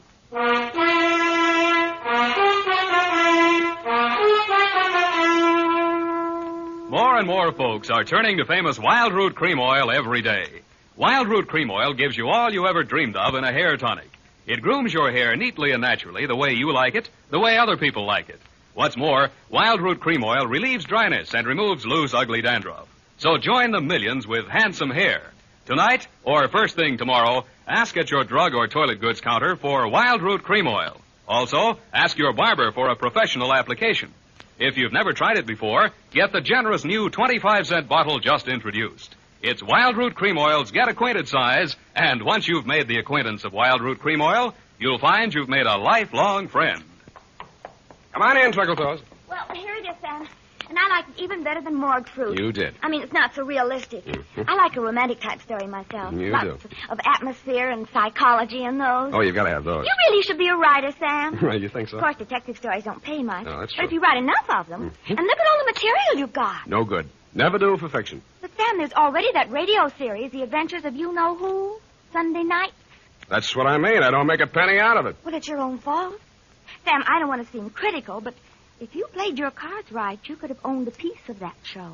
What? And follow Blondie? Go home, Effie. I think I will, Sam, and just curl up with a good book. All right. I wonder who killed who. Well, when you find out, don't let me know. Oh, you know you can't wait. No, I can't. Good night, Sam. Good night, sweetheart.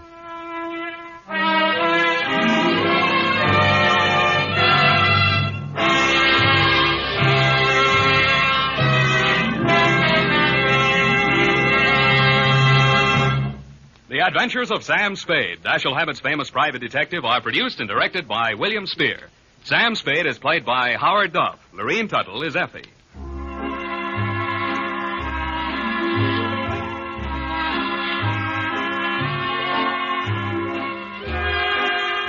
The Adventures of Sam Spade are written for radio by Bob Tallman and Gil Dowd. Musical direction is by Lud Gluskin, with score composed by Rene Garrigan.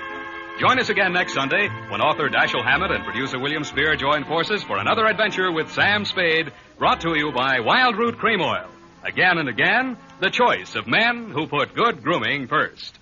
This is Dick Joy reminding you to get Wild Root Cream Oil, Charlie. It keeps your hair in trim.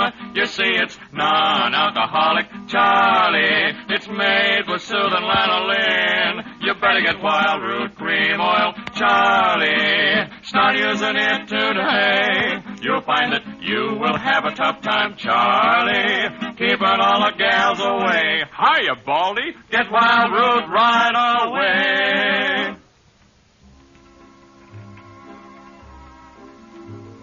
This is CBS, the Columbia Broadcasting System.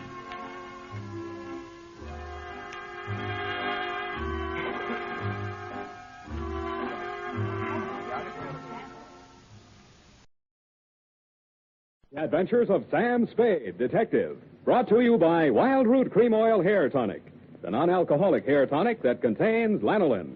Wild Root Cream Oil. Again and again, the choice of men who put good grooming first.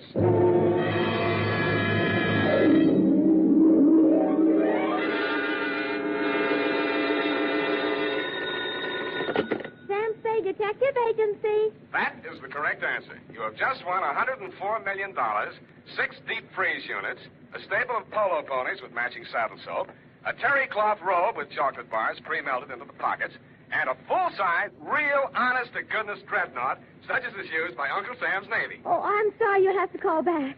I'm expecting to be taking dictation from my employer very shortly. Oh, I am sorry. Your time is up. And Edna St. Vincent Markowitz, who sent in the question, gets bumped off in front of the studio audience gathered in the Dredgewood room here in Columbia Square. Next time, don't answer your phone, stupid. Oh, Sam. Let's have no coaching, please. Oh, well, did you find the cop? Was it murder? Was it really worth, well, you know, priceless and like that, and was it fun? Yes, and no. And finally, are you kidding? Well, then why was it called the Vaphio Cup? It's a very old Greek expression, which is what I'll be wearing as I sit in your lap dictating my report on the Vaphio Cup Caper.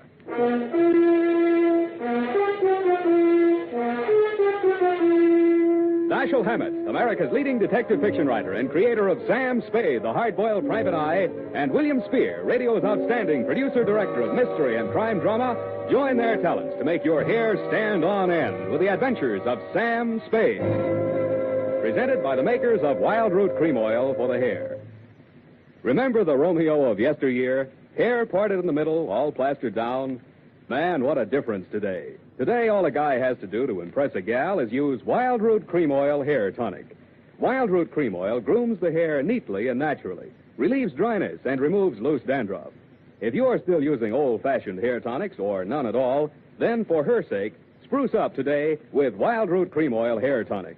In bottles or the handy new tube, it's again and again the choice of men who put good grooming first. And now, with Howard Duff starring as Spade, Wild Root brings to the air the greatest private detective of them all in the adventures of Sam Spade.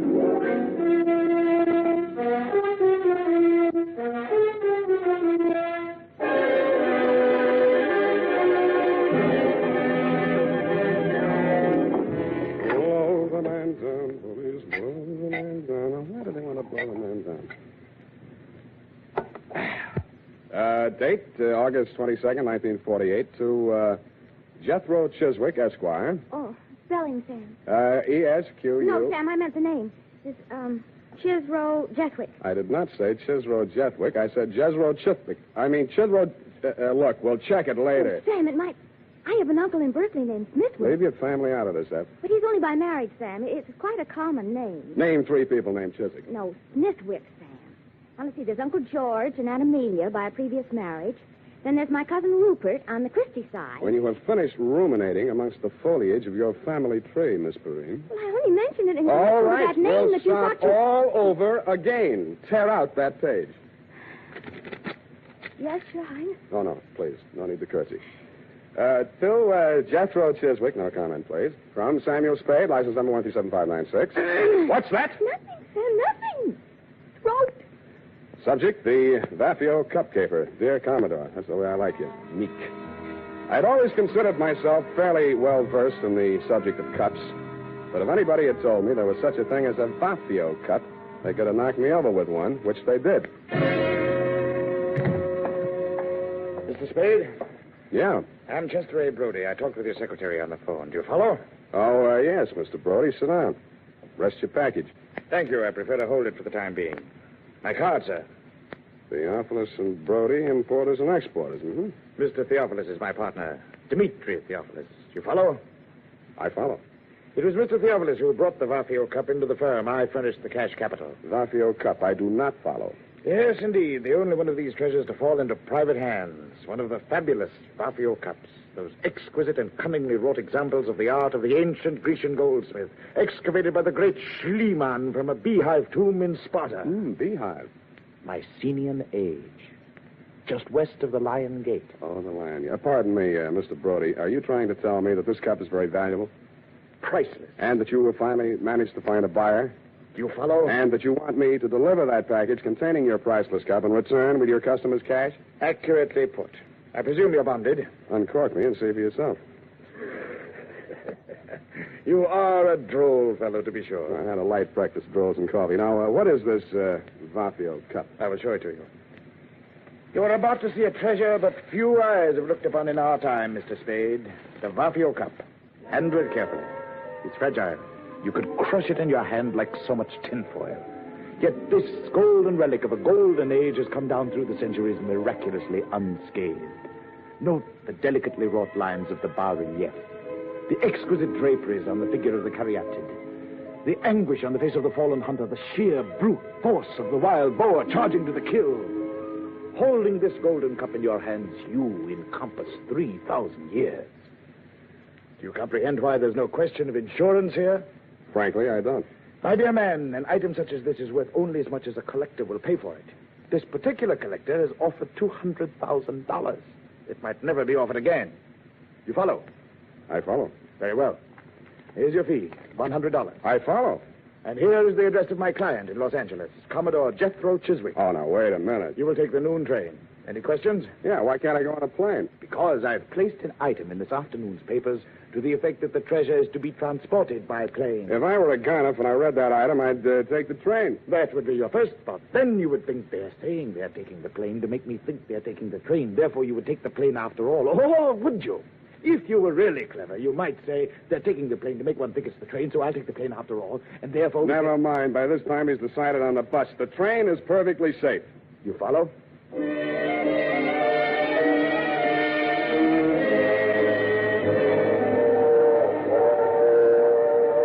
The package was light in the drawing room, and the train was comfortable. Seemed like an easy way to earn $100. I knew it wouldn't last. Never does.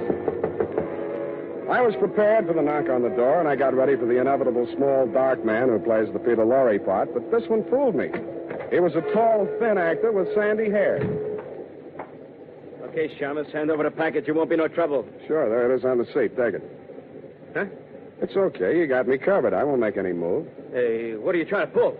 It's a stick-up, isn't it? Hey, maybe I got the wrong compartment. No, that's it. The cup's in there. Unwrap it and see for yourself. Oh, no, you don't. I ain't picking up no booby traps. Oh, you're yellow, huh? I know that one, too. Don't cut no ice for me. Suit yourself. Game of gin? Hey, you're nuts. I'm getting out of here. Hey, wait a minute, pal. I'll buy you a drink. I don't drink.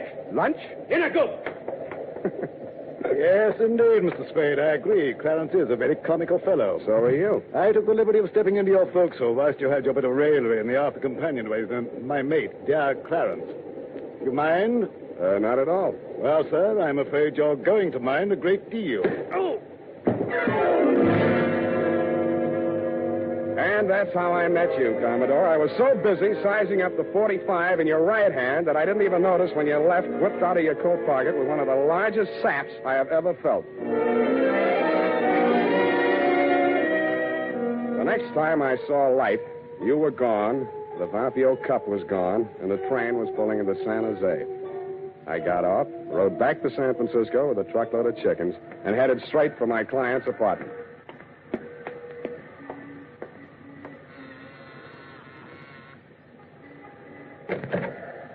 You got here quick.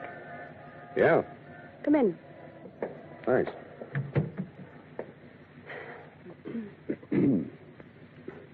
Well? Well, what? Look, we can't both play this deadpan. We'll stay no place. It's in the back room. What is?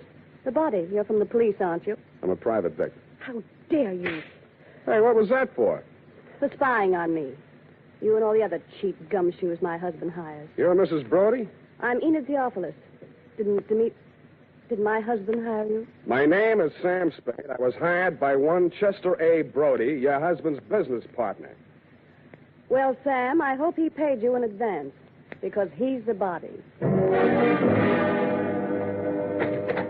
Chester A. Brody was just barely identifiable. Somebody had worked hard trying to persuade him to say or do something he either couldn't or wouldn't do. The only interesting clue was in the wastebasket. At first, I thought it was a flattened beer can. But it was the Vaphio Cup, or a facsimile thereof.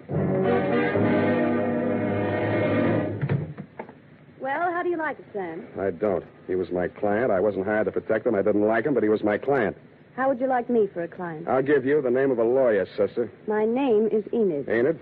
Now, let's see what I can squeeze out of you before the cops do. Brody was your husband's business partner, and you're, You don't have to be subtle. He was mad about me.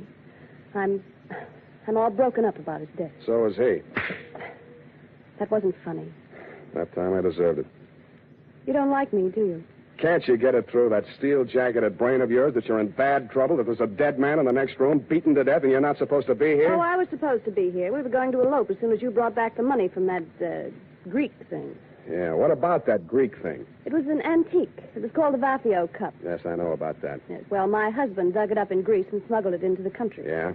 It was all he had, but it was such an important piece that he was able to persuade Chet, the late Chester Brody, that is, to let him in as a full partner. Then what?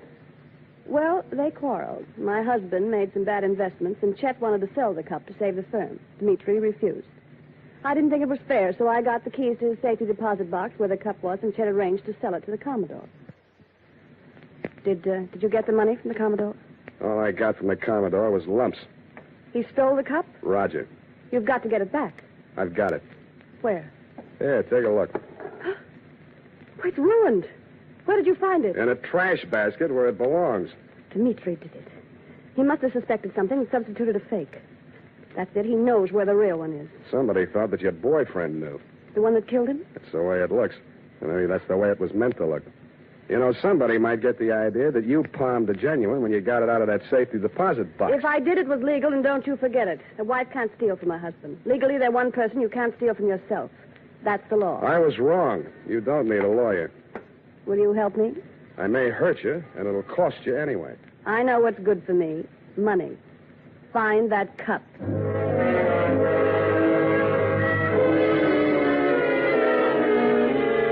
I know what's good for me, too, so I took her $100, advised her to go home, and made for my own humble lodging. They were not only humble, they were crowded. The man was small, but the gun was enormous. I said, don't bother to introduce yourself. Your name is Dmitri Theophilus, and you want this package that I'm carrying.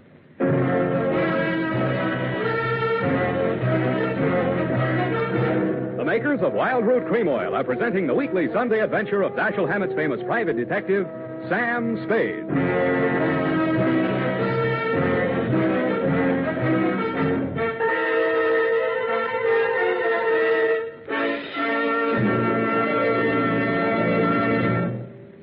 important news on good grooming. If you want the well-groomed look that helps you get ahead socially and on the job, listen. Recently, thousands of people from coast to coast who bought Wild Root Cream Oil for the first time were asked, how does Wild Root Cream Oil compare with the hair tonic you previously used? The results were amazing. Better than 4 out of 5 who replied said they preferred Wild Root Cream Oil. Remember, non-alcoholic Wild Root Cream Oil contains lanolin. It grooms the hair naturally, relieves dryness, and removes loose, ugly dandruff. So if you want your hair to be more attractive than ever before, get the generous new 25-cent size of Wild Root Cream Oil, America's leading hair tonic, on sale at all drug and toilet goods counters. It's also available in larger economy bottles and the handy new tube. Get Wild Root Cream Oil. Again and again, the choice of men who put good grooming first. By the way, smart girls use Wild Root Cream Oil, too. And mothers say it's grand for training children's hair.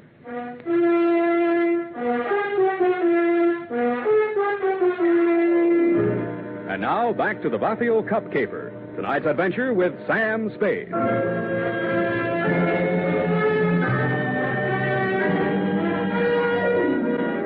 didn't answer me, so I said it again. Don't bother to introduce yourself. Your name is Dimitri Theopolis, and you want this package that I'm carrying. Of that be assured. You obtained this from my dear wife. And how did you find my darling? Not at the city pond, surprisingly enough. Oh, you know my dear wife. How soon you know my darling so well, more than I, her husband? Is it possible? I don't know, is it? I don't know either. I employ a detective. Not this one. I have needs. My poor partner, Mr. Brody.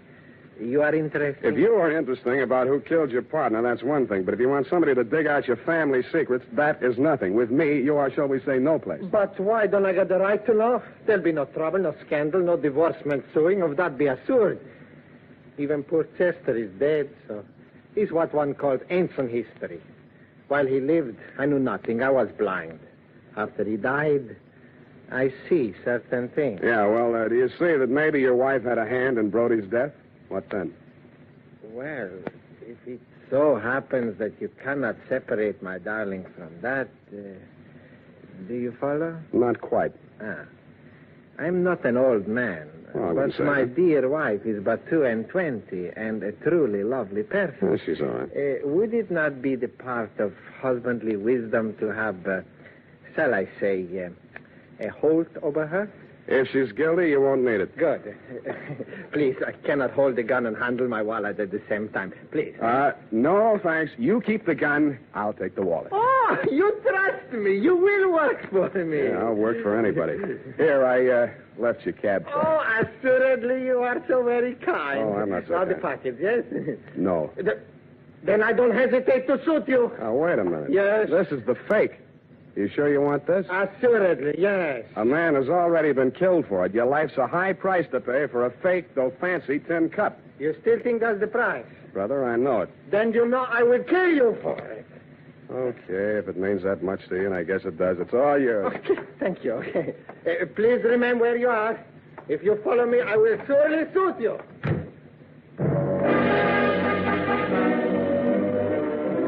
From my front window, I watched them come out downstairs and start across the street. Then it happened.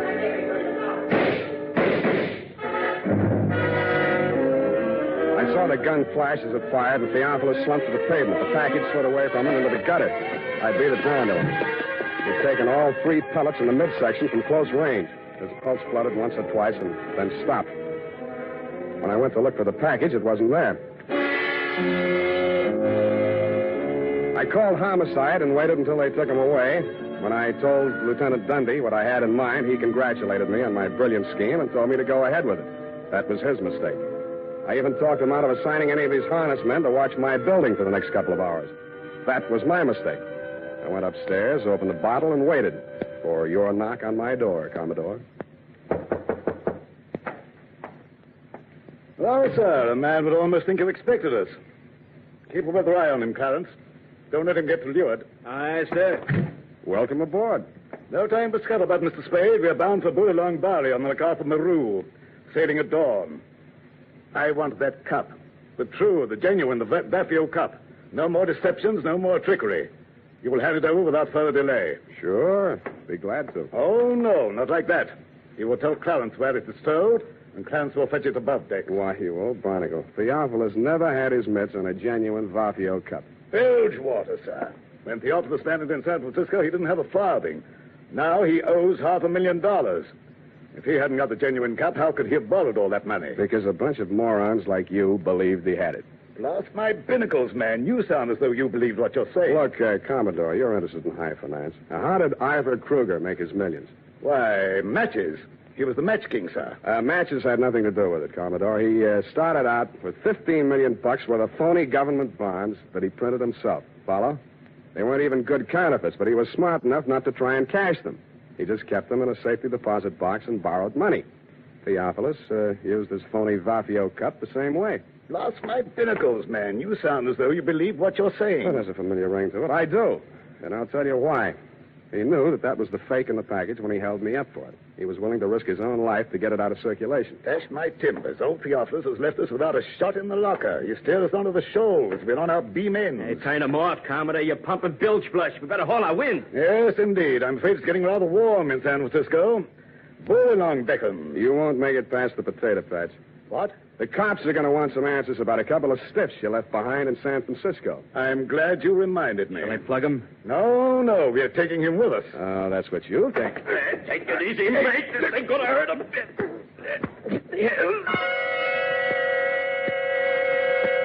A reek of chloroform filled the room, and a fist pounded into my belly. It knocked my wind out, and at the same time, my nose collided with something wet and cold. I swung out, but didn't connect. Before I could swing again, the room blurred, and a ceiling light floated down to meet me. Then the lights went out altogether.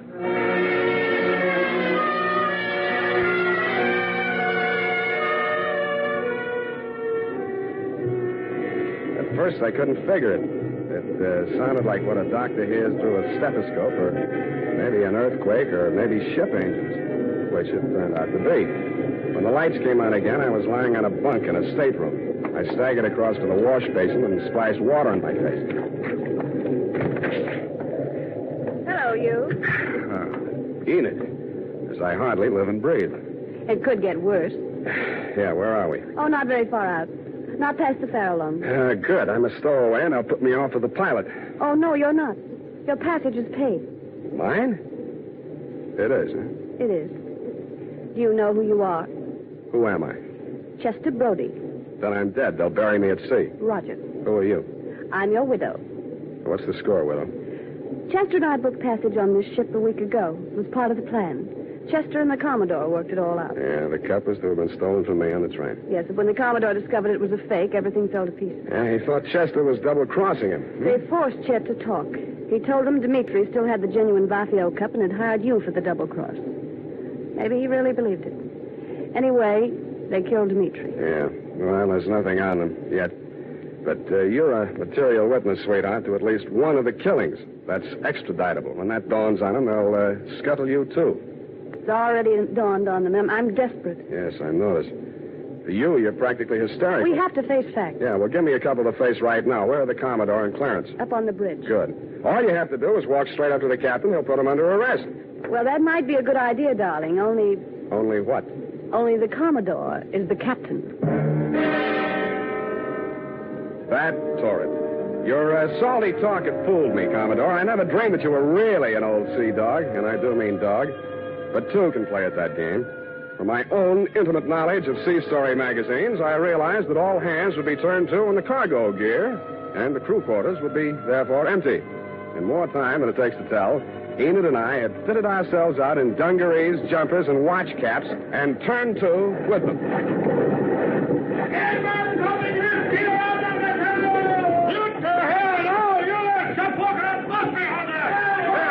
You two, look alive. Stow that preventer. Oh, me? You may recall, Commodore, you may recall me as the man who ran for a fire extinguisher when the bosun yelled, stow the preventer. But experience is the best teacher, and by the time we hove to put the pilot over the side, things were in such a state of confusion that you had retreated to your cabin with a quadruple ration of grog. Seizing that moment, I threw Enid over the side, yelled, "Man overboard!" and jumped in after it.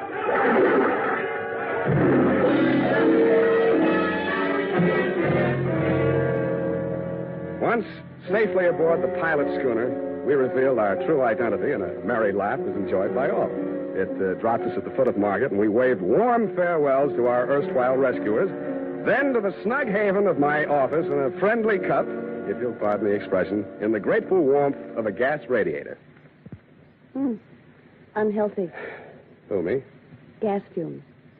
Why don't you move into a building with steam heat? I like this building. Yeah, I've been here for a long time. You don't make much money, do you? You don't have to rub it in. It's a living. You happy? Sure I am. Well, guess it's all right then. You know, sweetheart, there's something missing in you. Oh? What? I don't know. Well, then how do you know? Forget it. Well, I guess I'll go. Do you mind if I don't see you to the door? Why should I? What? Hey, you are human. Yeah, they're wet. Go ahead, sweetheart. Cry all you want. It's been tough. You shouldn't have kept it bottled up this long. Well, it's not what you think. Well, what is it? It's you. You're so nice. I'm nice. Yeah, but you're no place. You never will be. And neither will I.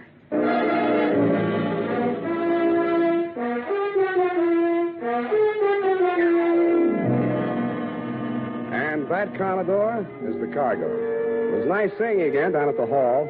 They tell me you and Clarence are both trying to turn state's evidence. But according to the late bulletins, Clarence was leading by a neck in the stretch. Get it? The DA was afraid the jury might not understand your salty talk. Period. End of sea chanty. Oh, Sam. Yes, what? Oh, Hmm? oh I just can't. Oh, why can't you? Are you feeling okay, F? Oh, Sam. Hmm? You betrayed your trust. You... Effie, speak to me. What is it? What is it? I betrayed my trust. What? Those criminals were on that boat. Yes? And you jumped overboard. You feel that I was recalcitrant, is that it? That my actions were not true blue, clear cut, is that it? Oh, I'll just go type this up, and I'm sure you can explain. I hope you can. I hope. Sour racket.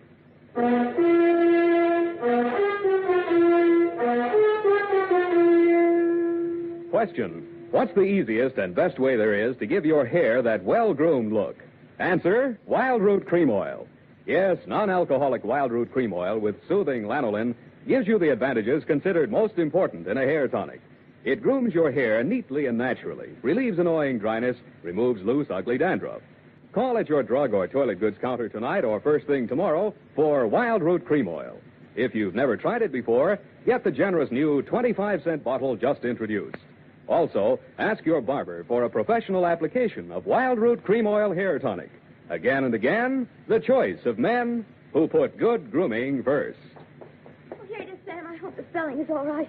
I was so upset. You hate me then? Oh, no. No. I suppose it's foolish going along thinking that your ideal doesn't have to be clay. Oh, Sam, I just can't. I just can't imagine. Don't you think I can explain that? Oh, yes, I'm sure you can explain. But you did. You deserted your post and jumped overboard like a thinking rat. That's right. Oh, Sam, that's so unlike you. It was just by chance they were apprehended. By chance, you say? Who do you think it was that got himself shot out of a torpedo tube in that submarine? You, Sam? No, you think I'm crazy? I did something few radio detectives ever do, sweetheart. I called the Harbor Patrol single-handed using only one nickel and had them picked up. Oh, Sam, I wish I'd been there. Well, it was just a small phone booth. Besides, if you'd been there, it would have been out of order or something. Oh, Sam, you came through after all. Aren't you ashamed that you ever doubted me? Yes, I am. I'm a fool. There. I forgive you. Good night, Sam. Good night, sweetheart.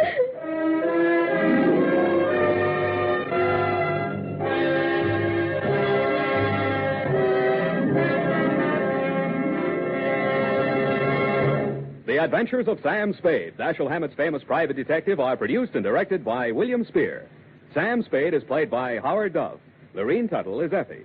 The Adventures of Sam Spade are written for radio by Bob Tallman and Gil Dowd. Musical direction is by Lud Gluskin with score composed by Rene Garrigan. Join us again next Sunday when author Dashiell Hammett and producer William Spear join forces for another adventure with Sam Spade. Brought to you by Wild Root Cream Oil. Again and again, the choice of men who put good grooming first. This is Dick Joy reminding you to get Wild Root Cream Oil, Charlie. It keeps your hair in trim. You see it's non-alcoholic, Charlie. It's made with soothing lanolin. You better get Wild Root Cream Oil, Charlie. Start using it today. You'll find that you will have a tough time, Charlie. Keeping all the gals away. Hiya, Baldy. Get Wild Root right away.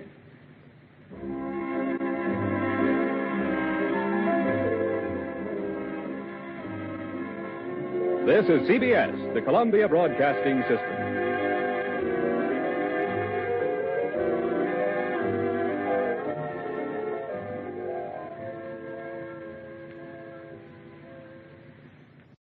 The Adventures of Sam Spade, Detective. Brought to you by Wild Root Cream Oil Hair Tonic, the non-alcoholic hair tonic that contains lanolin. Wild Root Cream Oil. Again and again, the choice of men who put good grooming first.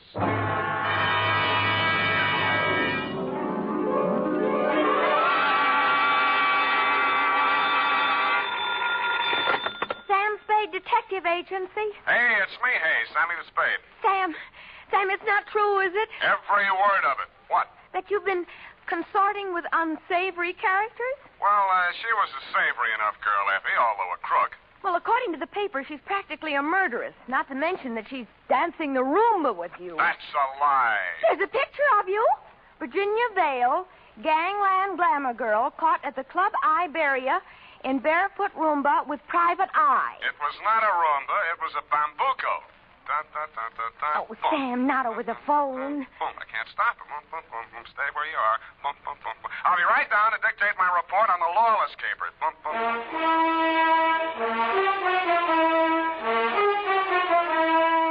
Dashiell Hammett, America's leading detective fiction writer and creator of Sam Spade, the hard-boiled private eye, and William Spear, radio's outstanding producer-director of mystery and crime drama, join their talents to make your hair stand on end with the adventures of Sam Spade. Presented by the makers of Wild Root Cream Oil for the hair. Say, have you gotten acquainted with Wild Root Cream Oil yet? Tell you what, mister, if you haven't, even if you don't use any hair tonic at all, why not ask at your drug or toilet goods counter tonight or tomorrow for the brand new 25-cent Get Acquainted bottle of Wild Root Cream Oil.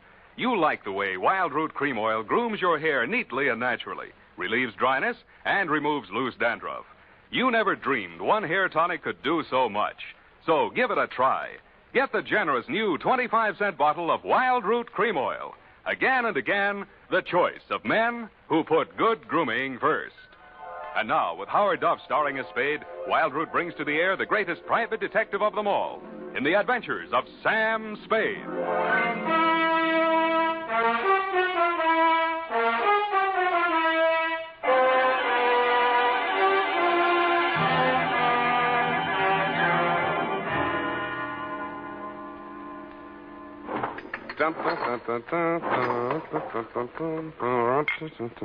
I think I'm getting it now.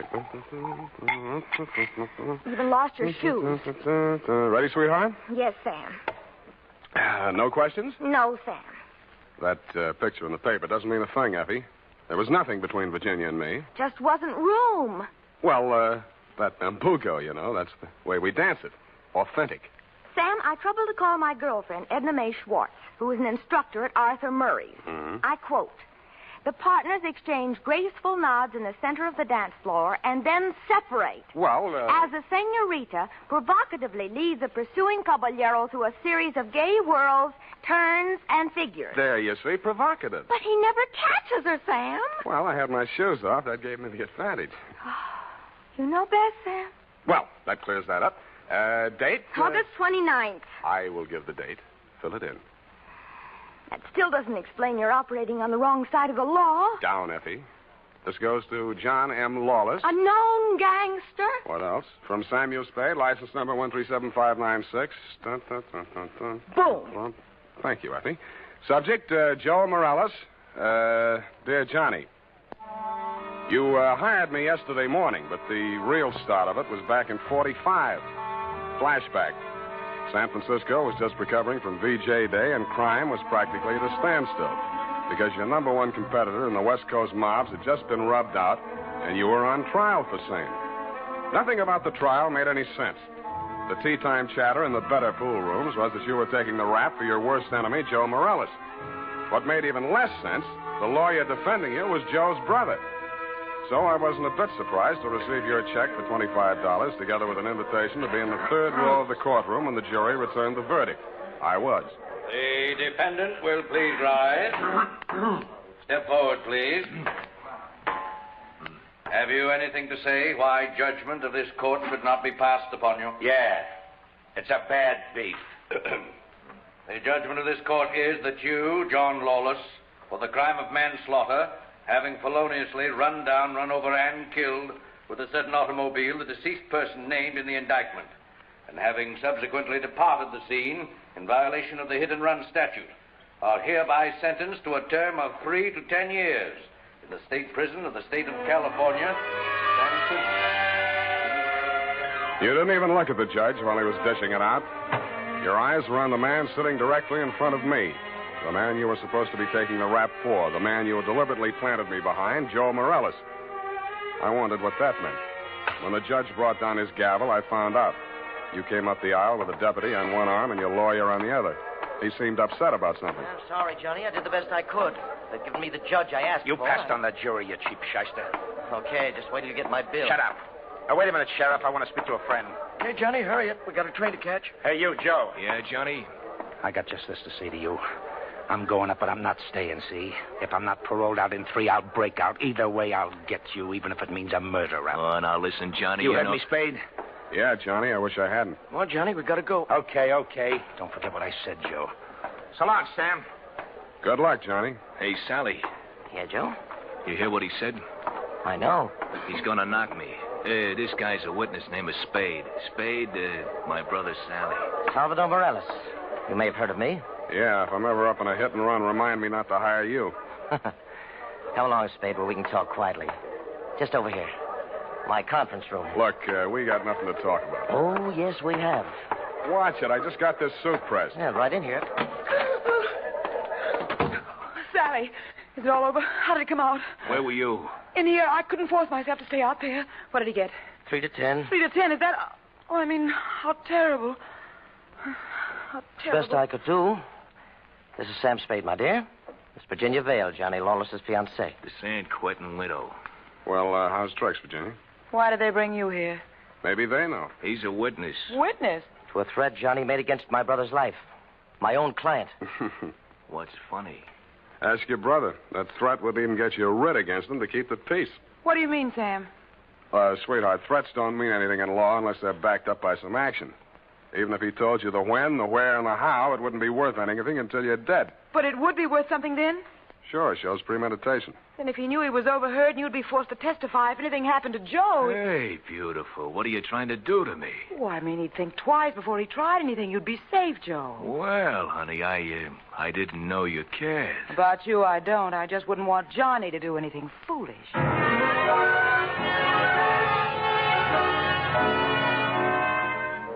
End of flashback. That was 3 years ago. A lot of big news has broken since then, but the only items that interested you in San Quentin were printed on the inside pages of the local press. Item: Virginia Vale, your fiancée, got herself engaged to Joe Morellis, your worst enemy. And item: Salvador Sally Morellis, your mouthpiece, had taken over your mob. Which brings us up to yesterday morning. Yeah? That you, Sam?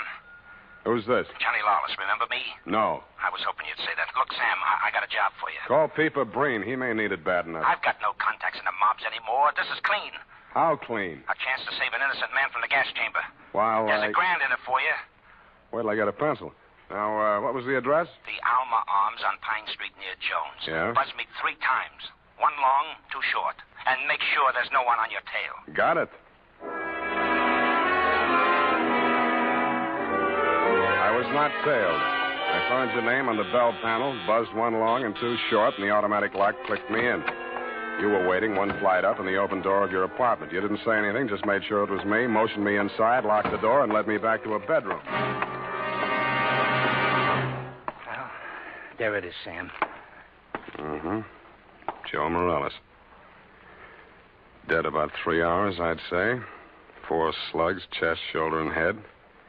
Looks like amateur work at professional aims for the belly, or did you mean it to look like an amateur job? Would I be sap enough to drop him in my own apartment? Besides, he's my lawyer's brother, and I might need Sally again. Why did you call me? Well, you heard what I said to Joe after the trial. Who told you that, Virginia? Yeah, but she didn't have to. Didn't I ask you to sit there? Oh, that's one thing that worries me. Look, let's go in the other room, huh? I feel like a drink. Well, here's my pitch, Sam. I checked out of San Quentin yesterday morning. I didn't have a mark against me. The warden himself put my case before the parole board. He called me the ideal prisoner. Shall we dance? Okay, Sam, okay. But a man can change a lot in 3 years. So can a woman.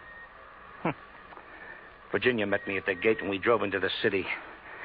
We didn't have a thing to say to each other. The way I felt by the time the ride was over, Joe could have her and welcome. I had other plans. Such as? Well, the parole board was getting me a job with a mining firm, a surveyor. I took a course up at Quentin. You seriously expect me to swallow this line of guff? Listen, you don't get fat making a living on the mace. Take half of these guys you hear telling the world what wonders they are at puffing boxes, knocking over joints, and the rest of the lays. Yeah, not half of them make 3 meals a day at it. Then what chance has a guy without a regular racket? And, brother, that's me. I'll buy that for now. Let's talk about that dead body. All right. Well, I called Joe on the phone this morning, see, and I told him to meet me here at 3 this afternoon. I wanted to tell him, forget about what I said about how I was going to get him. Not that I wanted to write off that rap I took for him. But if he was scared, he might come gunning for me. I might have to break parole to defend myself.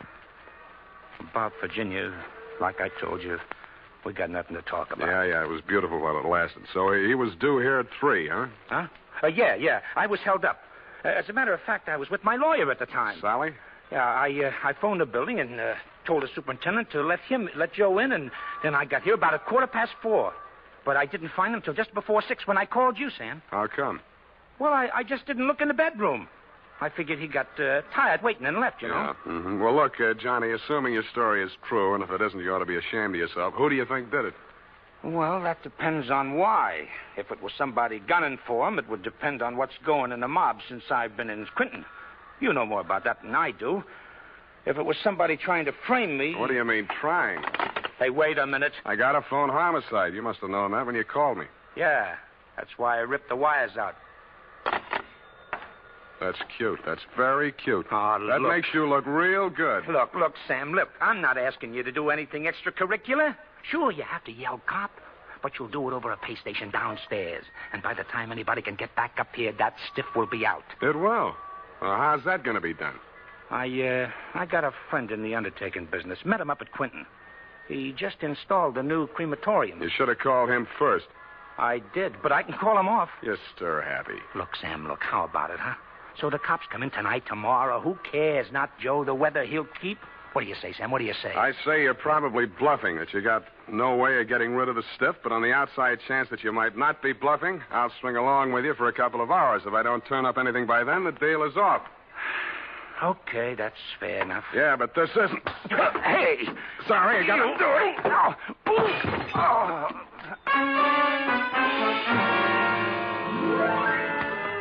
I hated to do it, Johnny. You were out of condition and you weren't expecting it.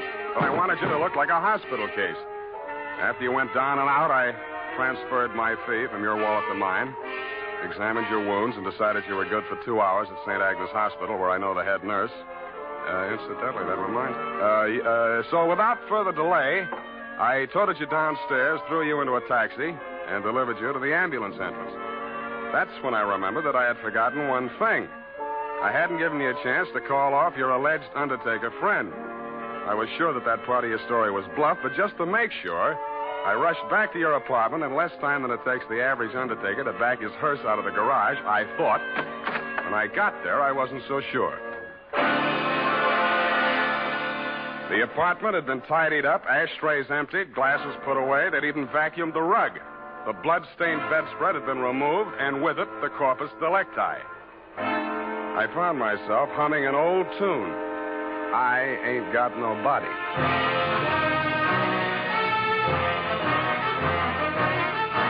The makers of Wild Root Cream Oil are presenting the weekly Sunday adventure of Dashiell Hammett's famous private detective, Sam Spade.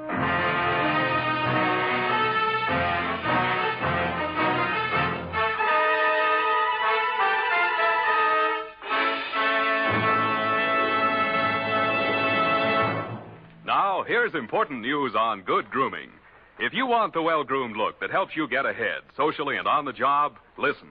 Recently, thousands of people from coast to coast who bought Wild Root Cream Oil for the first time were asked, how does Wild Root Cream Oil compare with the hair tonic you previously used? The results were amazing. Better than 4 out of 5 who replied said they preferred Wild Root Cream Oil. Remember, non-alcoholic Wild Root Cream Oil contains lanolin. It grooms the hair naturally, relieves dryness, and removes loose, ugly dandruff. So if you want your hair to be more attractive than ever before, get the generous new 25-cent size of Wild Root Cream Oil, America's leading hair tonic, on sale at all drug and toilet goods counters. It's also available in larger economy bottles and a handy new tube. Get Wild Root Cream Oil. Again and again, the choice of men who put good grooming first. By the way, smart girls use Wild Root Cream Oil, too, and mothers say it's grand for training children's hair.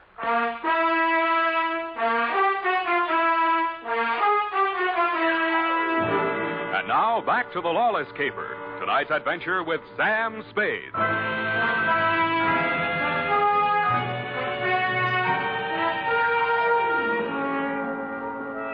In most murder cases, there are too many suspects, too many motives, and too many clues from the very beginning. I'd been on this one 3 hours, and I succeeded in turning up no suspects, no clues, and the most shameful thing of all, I had lost the body of the victim. I consoled myself with the thought that he was in no condition to tell me anything anyway. But then neither were you, Johnny. You'd checked out of the hospital, no forwarding address. But in a gin mill down in the Mission, I found a character with the unlikely name of Porky Grout. Porky is theoretically alive and will tell all he knows about anybody, which is plenty, for 2 fingers of rye. I gave him a handful. Easy. Joe Morales mob. Yeah, huh? Well, they dusted this town. They moved to Las Vegas 5-6 months ago. How come Joe stayed in San Francisco? Oh, him and his brother had a beef with each other. That's Sally Morales, the lawyer? Yeah, the mouthpiece. Not too close. What was it all about? Oh, that dame, Virginia Vale. After she and Joe framed Johnny Lawless on that hit-and-run job, they disagreed on methods of administration. Not so close. So she and Sally team up. And Sally uses his business connections to pull off this big combine, you see? Yeah, I heard of it, Las Vegas. How do I get to Sally? My throat's dry. I can't hardly talk. Hey, Riley, put out the bottle. And bring an airwick. Yeah, that's right. Oop, it's a sloppy. Easy. I'll help you. Great, huh? Great stuff. Not too close. Now, when do you want to get to him? Tonight? Right now. Let me see now. The dame don't dance to nothing but rumba music, and she don't drink nothing but imported French champagne. Yeah. Furthermore, she don't go nowhere where she don't get her picture taken. And he don't dare take a drink in a place that pays him protection. Well, this being after hours, there's only approximately one place they could be at. That's the Iberia out on Van Ness. Yeah. Thank you and good night, Porky Grout. If your friends won't tell you, I will. What? Please don't bother to answer.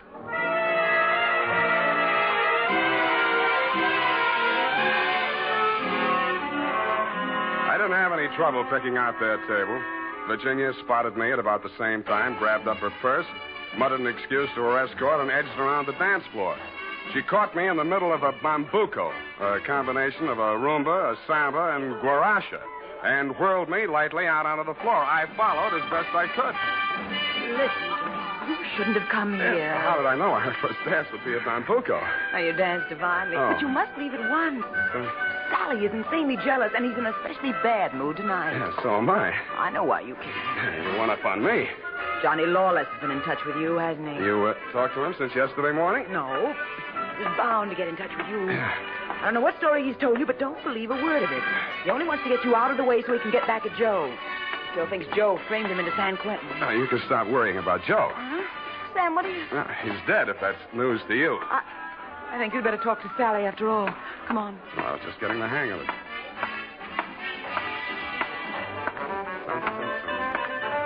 Well, my dear, so you've met another old friend. Huh? Hello, Sally. Hello. Sit down, Spade. Thanks. Sally. Huh? Sam says Joe is dead. Joe? Murdered? Yeah. Well, it was bound to happen. I warned him to get out of town before Johnny Lawless came back. Johnny says he was with you when it happened. Juries don't go for alibis, Spade. Best defense I could give him would be that I defend him despite the fact he's accused of killing my own brother. But look here. As his attorney, I have the right to know what he retained you for. To find out who did kill Joe. That's what he said. Have you found out? Not yet. Any leads? Not many. Now, what's the difficulty? The corpse. Somebody swiped it. You can't mean that. I can, and I do. Well, that doesn't make sense. Unless Johnny arranged it himself. But he couldn't have. No contacts. Of course, he might have disposed of it without help. It's been done, you know. Not tonight. I'm his alibi there. I don't believe it. You're just telling that story to see how we'll react. That's why I'm telling it, but it's not a story. It's the McCoy. Sally, what can it mean? If Johnny didn't do it, then somebody must have done it to frame him. And if they did that, they wouldn't turn around and get rid of the evidence, would they? What? Well, the whole thing is wild. You know, there might have been two people who thought they were a team, but one of them was really working against the other and for Johnny. Huh? Well, that's absurd, isn't it, Sally? Is it, my dear? He's trying to play us off against each other. Don't fall for it, Sally. I had nothing to do with any of it. You've got to believe that. Yes, I was sure of you when Johnny was out of the way. You wanted him out of the way. You admit it. You're still in love with him, aren't you? Aren't you? Alice, you're hurting me. Hurting you? I'll help the DA write his brief. You'll go to Tehachapi for body snatching. Go ahead. I can't wait to get on the stand. The things I'll tell about you, how you let Johnny go up on that hit and run when you knew it was my idea and I was in the car with Joe. You will. Not a jury in the country would blame me for protecting my own brother. Protecting him? You were framing him even then. So you can have me for yourself. Oh, I'll have you in the gas chamber if you keep insisting. Your own brother. Squeeze out of that one if you can. How about the body? Love of woman surpasses brotherly love. I can see the jury now, eating it up. Victim of a designing woman caught in the toilet. Nuts. I don't care whether either of you is guilty or both or neither or whatever. If I get that body back tonight, I'll let the cops worry about it. If I don't, I'll confess to everything myself and name all three of you as accomplices. All right, Spade. You say your only concern is that body? Right. Right. Here's $500. Another $500 when you find it, huh? Does that convince you? Well, it helps. Here, my diamonds. Take them all. No, keep the diamonds, Virginia. If Sally gets sent up first, you'll need them for your defense. Think it over, kids. I'm calling the cops right now. I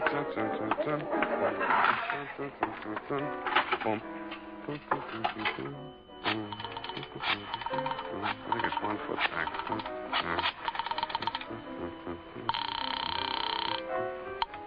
Homicide, Lieutenant Garrett. Roy, Sam Spade. Where's Dundee? Oh, he's asleep. Sam, I've been trying to reach you. Yeah, but do you know why? Why, sure, about Johnny Lawless. Is there something we don't know, Sam? Well, I'll come down and give you a statement. It's about Joe Morales. Well, what about him? Well, he got knocked off, and somebody lifted the corpse. Oh, Sam, nobody lifted it.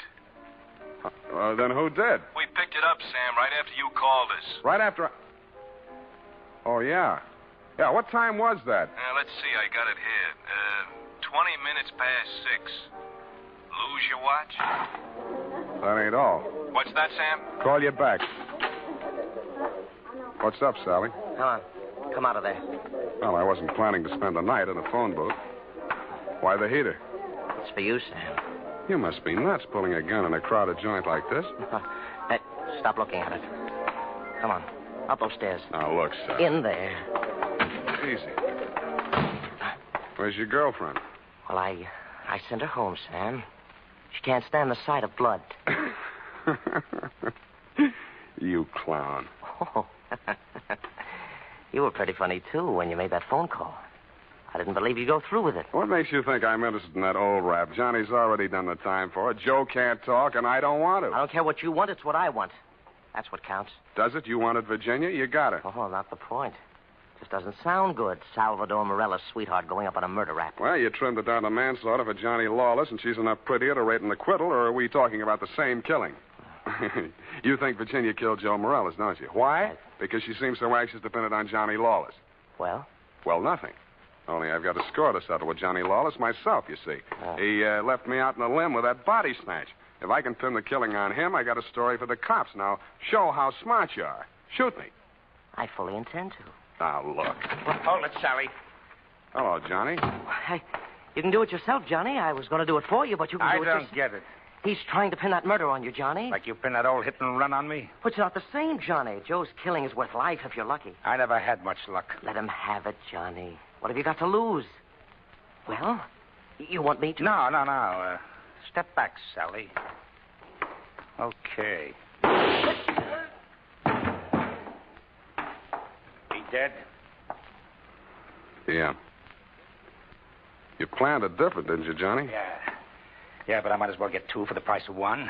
Yeah, I planned it different, but I don't seem to care anymore. Well, then you won't need that. Huh? Sorry, Johnny. By the way, I'd like to thank you for keeping me in the clear. How come? That phone call you made the homicide using my name. Without that, I might be going up with you. How'd you figure it? Nobody but you had anything to gain by making that body seem to disappear. You knew I wouldn't check with the police till I'd made a try at locating it on my own. You knew I'd use the disappearance as a handle to shake what I could out of Sally and Virginia. You knew they'd suspect each other because I had you alibied for the time of the body snatch, and that would start them screaming accusations at each other. Did they say enough to send them up? Yeah, I don't know how much will stick, but enough. They both admit Joe did that hit-and-run job I was sent up for? He and Virginia together. So she was with him. 3 years ago, I wouldn't have wanted to know that. Now it sounds good.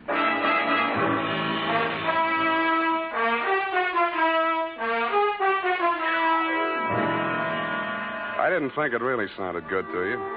I was sorry to hear it myself, and after all, I'd only danced the bambuco with a mouse. I'm sorry things turned out the way they did, and it's a little late to be making with the advice, but, well, you know, the best laid plans of mice and men gang after glade. What?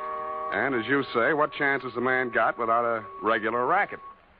Period. End of report. Well, heavens to Betsy. Oh. How can you be so sympathetic with a girl who did all those terrible things? Oh, I know, F. I know. It's a silly dance, but she looked cute while she was doing it. I don't mean the dance. You mean the best laid plans? What does that mean, Sam? That gang after glade? I'll give you a hint, sweetheart. It's something you never need worry about. No.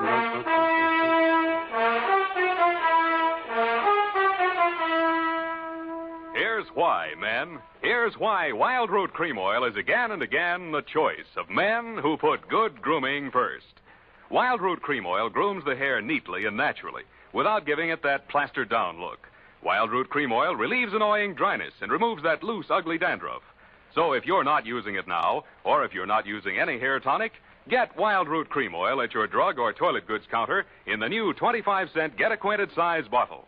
Also, ask your barber for a professional application of Wild Root Cream Oil Hair Tonic. Again and again, the choice of men who put good grooming first.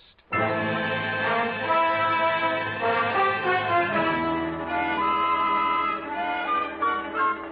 here it is, Sam. My, terribly confusing. I sensed that somehow. Who was that hit-and-run victim? Well, they named that dance after him, George L. Bambuco. I don't believe it. Sam, what does it mean? What does it mean? You know. Gang after glade? Snafu.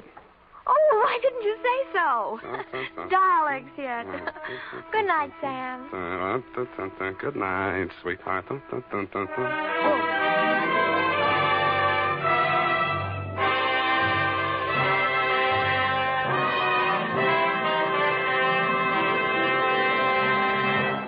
The Adventures of Sam Spade, Dashiell Hammett's famous private detective, are produced and directed by William Spear. Sam Spade is played by Howard Duff. Lorene Tuttle is Effie.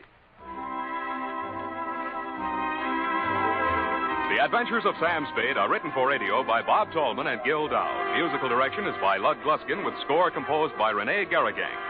Join us again next Sunday when author Dashiell Hammett and producer William Spear join forces for another adventure with Sam Spade. Brought to you by Wild Root Cream Oil. Again and again, the choice of men who put good grooming first. This is Dick Joy reminding you to Get Wild Root Cream Oil, Charlie. It keeps your hair in trim. You see, it's non-alcoholic, Charlie. It's made with soothing lanolin. You better get Wild Root Cream Oil, Charlie. Start using it today. You'll find that you will have a tough time, Charlie, keeping all the gals away. Hiya, Baldy. Get Wild Root right away. 50,000 Americans die from tuberculosis every year. Yet tuberculosis is curable. The disease can be wiped out. The secret is discover it in its early stages. Why not be sure you and your family don't have tuberculosis by getting a chest X-ray right away? This is CBS, the Columbia Broadcasting System.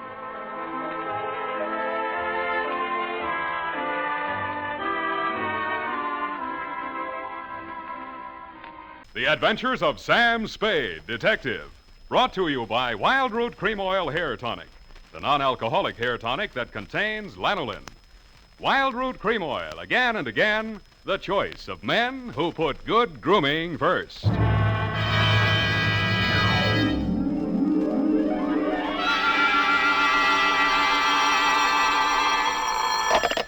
Spade Detective Agency? It's me, sweetheart. Back from resisting arrest. Oh, Sam! Oh, Sam, you better not talk. The homicide people may be tapping our wire. Let them tap, Effie. I can take my medicine. Perhaps it's better this way. I'm strangely content. I'll walk down that last mile with dignity and a plum. A plum? You'll even be eating while you're going to your last? Why not, Effie? Why not? If this caper was to be my last, then so be it. It brought me everything a woman's passionate love. The smell of salt air clean in my nostrils, But and... you struck Lieutenant Dundee. That was the best part. An officer of San Francisco's police people. It was glorious, glorious. Now calm yourself, Effie. Take a fortitude pill. Pull down the shade. Speak to no one. I shall scout down alleys and secret byways as I come to you to dictate my report on the Stella Starr Caper.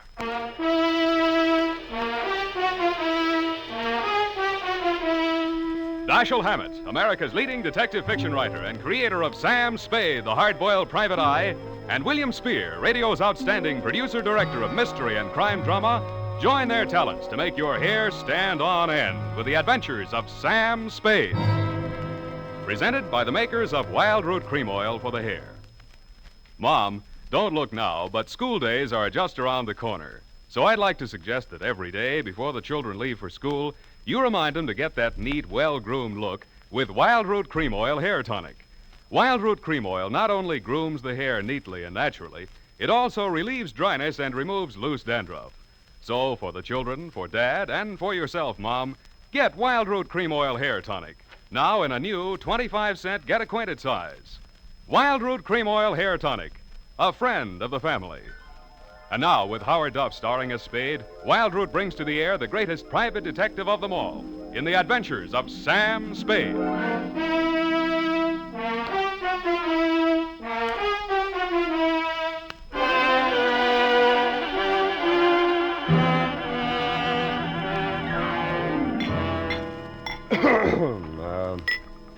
Date, September 5, 1948. To Mrs. Stella Starr, aboard the Stella Starr, Marina Yacht Basin, San Francisco.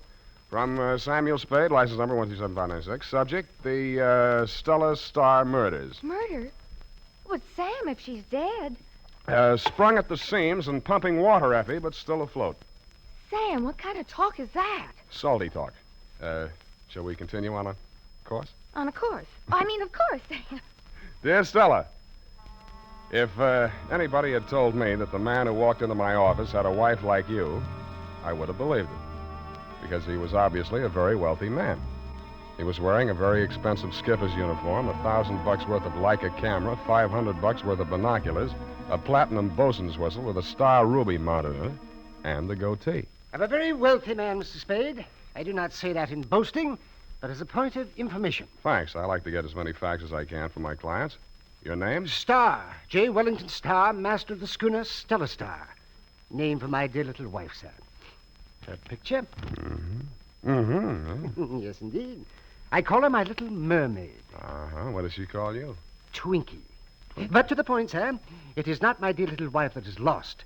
It's my Webley Vickers. Revolver? A pistol. Blowback, semi-auto, point, .455 caliber. Uh-huh. Anything special on it? Not particularly. Oh, there's one thing. The grip is fashioned from the skull bone of a pygmy, which my dear little wife shot by accident while elephant hunting. Pygmy elephant? No, human. I'm quite fond of the pistol, both because it's a good gun and as a reminder of happy days in the African bush. Here's a picture of my dear little wife in her hunting togs. Mm-hmm. Is that the pygmy standing next to her? Yes, before the accident. Poor little chap. Was quite melancholy all the morning. Well, sir, when you've found my Webley, bring it round to the yacht. We're moored in the Marina Basin. Have you reported this to the police? Oh, good heavens, no. Why not? It would mean no end of bother. Might even hold up my port clearance. Undoubtedly merely a matter of a crewman needing money. Filched it from my quarters and took it to a moneylender. Don't you imagine? Well, I'll give it a buzz. My fee is $25 a day. The gun worth that? I'm a very wealthy man, Mr. Spade. Well, then make it 50. We settled for 35, and he left. After a leisurely lunch at the Blue Bottle Bar and Grill, I asked myself, if I were a seaman who wanted to unload a hot gun, where would I take it? Well, that narrowed the field to about a half a dozen friendly waterfront pawn shops. It took me about an hour and a half to check Friendly Sam, Friendly Rufus, Friendly Tom, Dick, and Harry, and Joe Friendly's place. If your husband's story was true, I was sure I'd find the missing gun in one of these places. But I did. Something? Got a Webley pistol in here lately? Foreign gun, bone grip? Oh, I got all kinds of guns. Foreign, domestic, Japanese. All types handles. Bone, ivory, plastic. Take your pick. Choose it what you like it. Let me see that one there. That I can't sell. The ship ain't sailed yet. I got news for you, Joe. This one's hot. A living newspaper he is. How do you think I keep this place so warm with the fogs rolling in all the time? Who pledged it? Nah. Funny thing, I forgot to write it down. What's your interest? What's your name? Spade. Sam Spade. Private eye detective. The very same. Take it. An honor to be in cooperation with you. You'll sign my guest book. A pleasure. Thank you, Joe. Well, Sam Spade. Good night, sweetheart.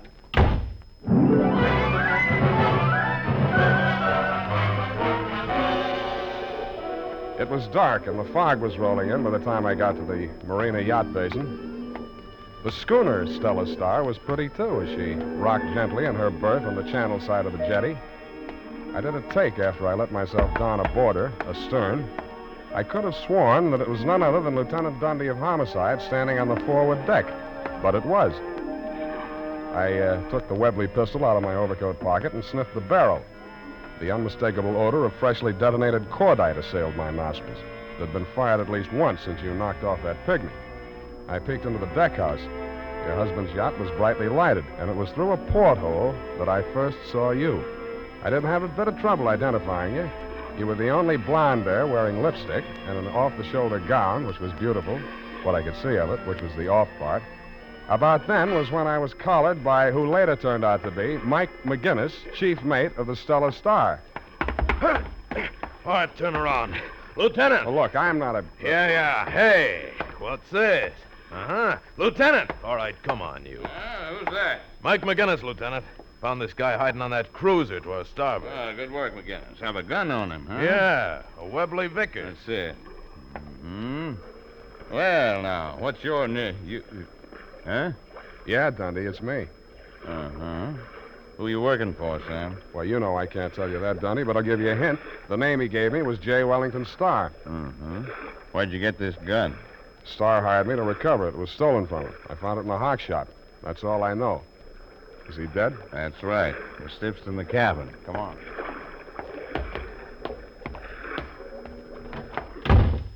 Good evening, all. Oh, now, please. Now, Mrs. Starr, we mustn't be hysterical. Do you identify this man? Oh, that's him. The faced the porthole. He was wearing a gray hat, I remember now. Now, that's a very serious statement, Mrs. Starr. Are you absolutely sure of your identification? Lieutenant, that's the man who shot my husband. I never forget a face. Oh, now, please, Mrs. Starr. Mrs. Starr. Why this perfidious formality suddenly? Well, look, Dundee, you don't seriously... Sam, I don't know what to think. That is I won't true. know till ballistics tell me the slug in the body didn't come from this gun. Oh, well, it did, Dundee. Oh, you see, he admits it. Is that what you're doing, Sam? Oh, I don't make any statement without my lawyer, but this gun smells like cordite, and this dame here smells like frame. What's she got against you? I don't know. I never saw her before in my entire V. Oh, Sam, how can you say that? After all we've been to each other, the promises you made. We're in this together, darling. You shot him. All right, but because I inflamed your passions. But I'll stand by you. That's the only You're decent a fine, brave little woman. Now, Mrs. Starr, I'd like you to make that statement again. This time we'll write it down. Oh, must I, with poor Twinkie's body lying there so... Now, Sergeant Pullhouse, get this stiff. Take it away. I got it again. Now, Mrs. Starr, you say you went ashore early this afternoon. Huh? Yes, Lieutenant. I wanted to see Sam. I wanted to talk to him.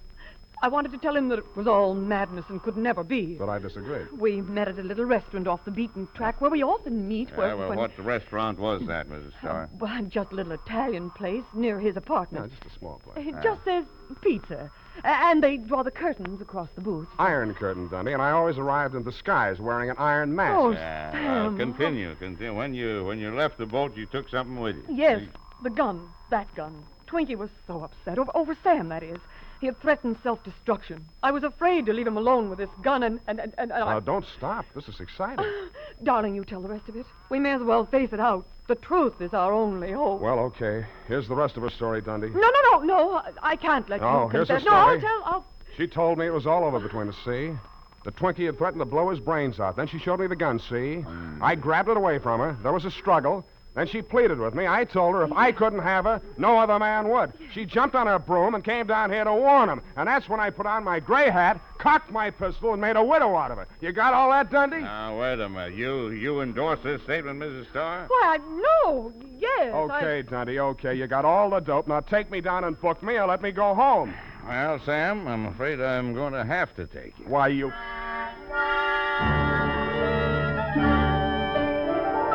Stella, were still wearing a puzzled expression under your tear-stained makeup when I embraced you and turned quickly away and said to Lieutenant Dundee, I am ready. You called after me, but I didn't look back. My face was an immobile mask as with slow, steady, inexorable steps, I walked out into the fog. Lieutenant Dundee cliched along beside me. And another thing, Dundee, I'll nail you for false arrest. Did you ever stop to think how long you've been a lieutenant of detectives? What does Mrs. Dundee say when you come home day after day without a promotion? Pretty story for the papers, too. Gullible Dick, enmeshed in yarn of seagoing glamour girl. You'll be back pounding a beat. How will your stupid little son explain that to his classmates at St. Agatha's? Well, speak up here, you cat. Got your tongue? Sergeant Pullhouse, go and check on things. Look, Sam, I know that dame is lying. But why did you have to play along with her? You leave me with Hobson's choice. Yeah, that's smart of you, Dundee. That's shrewd. But look at it this way. Give her enough rope and she'll dig her own grave. There are more ways of skinning a cat than swinging it by its tail. Follow me? Yeah. Combined operations, Dundee. I'll go on the lam, see? Now, wait. Gee, I'll give her a pitch, something like this. I told that story to save your neck, I say. Why, she asked. Because it's a beautiful neck, I say. That's the part where I kiss it all the way down to the shoulder, see? Yeah. Well, Sam, it won't wash. Look perfectly clean to me. Now, be serious, Sam. I can't do it. You shot off your mouth, now you have to pay the piper. Now, Dundee, all I have to do is demand a paraffin test. I haven't fired a gun since that day you scored 48 out of a possible 100 on the police range. And I'll publish that score, too. I had a cold. Sam, are you leveling? I am. You'll be an object of ridicule, the butt of all abuse, target for the night. Okay, Sam. Hit me. Do I have to? I can't look like I let you go without a fight. Okay, Dundee, but I'd like you to know this is going to hurt you worse than it does me.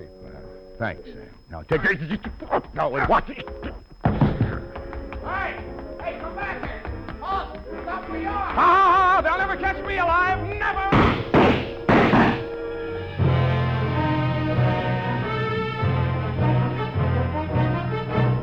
makers of Wild Root Cream Oil, are presenting the weekly Sunday adventure of Dashiell Hammett's famous private detective, Sam Spade.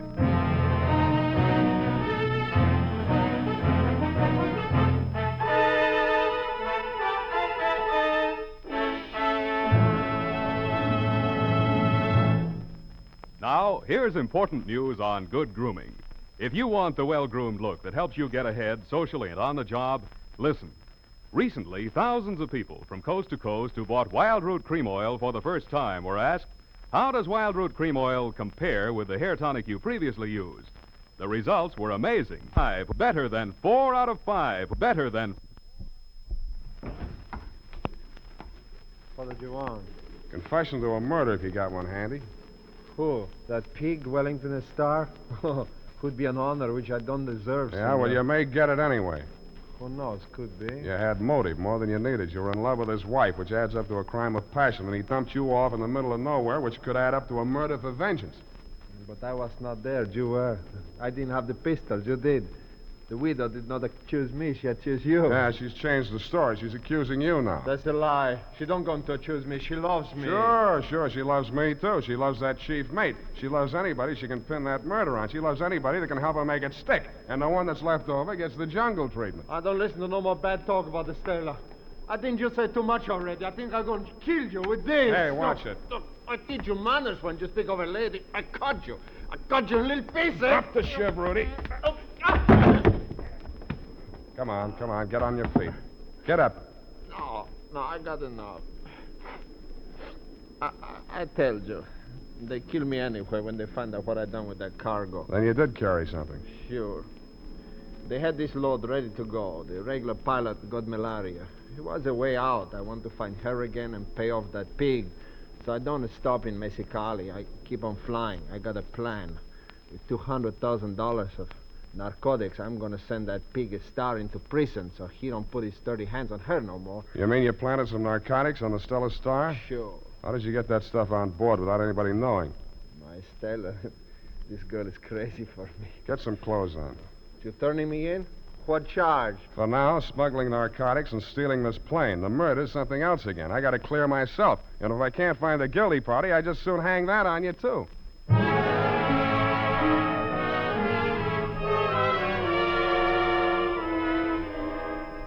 I hope the guilty party wasn't you, Stella dear. Because if it was, your Latin torchbearer was not the man to help me put the torch to you. It was 3:30 in the a.m. when we arrived aboard the Stella Starr. I had brought along with me for the occasion none other than Lieutenant Dundee, who, except for the adhesive tape over his inscrutable chin, was wearing dark glasses. I could have sworn I saw your lovely puss framed in the cabin porthole as we made our way up the jetty. But when we got there, the cabin was bare. I could almost have believed your story about the secret panel, but it was true after all. I pulled down on the light fixture over the map. There was not only a secret panel, but a secret passageway. A narrow flight of steps, ladder to you, led into a compartment that looked like part of the forward hold. You and Jungle Love number 2, the Irish philosopher Mike McGinnis, were bending over a pile of roll-your-own-type tobacco sacks. A few $1,000, $100,000 I can always use. You mean you won't need me? That's what you're thinking, isn't it? Well, I've got an interest in this stuff. If the skipper had been caught with it, I'd have gone up with him. What are you talking about? My husband didn't even know that stuff had been brought aboard. Oh, what are you handing me? Rudy brought it, and I helped him. Poor idiot thought I did to send Wellington up and clear the decks for him. Oh, so that's what you had in mind. Oh, my darling, of course not. I did it for you. I'm going to make the pinch. Easy, Dundee. We want to hear this. Oh, yeah. Okay. I'll believe it when you turn him in for the murder. But, darling, I already told Sam that Rudy did it. Did he? Of course. All right, then that's one more reason for keeping quiet about this stuff. Sounds crazy going all that trouble to frame a man and then knock him off. Oh, it's a better story without it. Oh, darling, you think of everything. Kiss me. All right, I'll take over from here. You both All right, come and get it. I'm on my way out here. Drop, Dundee. Hit the floor. Sam, is he dead? No, not yet. Mike, can you talk? You just scorched him, that's all. No. It's pretty bad, Mike. Whatever you got to say, you better talk fast. Well, if it's bad, what's the difference? Who killed the skipper? Me. He was drunk. Yeah? Threatening to kill himself. She got the gun away from him. Gave it to me to hold on to. I was going to hide it down here. Uh-huh. sorry having to find this cache of dope. I figured he's handing me half of the risk and none of the profit. You figured he's a natural for a suicide verdict anyway, so all you need is the right moment when nobody's around to have it happen. But in the meantime, he came to me about the missing gun, which gave you the bright idea. You plugged him and then hocked the gun so I could find it easy and arrive with a murder weapon on me. Oh, Mike, you did it for me. Yeah, that's about it. Well, you got it, Dundee? Yeah. Huh? How about it? What?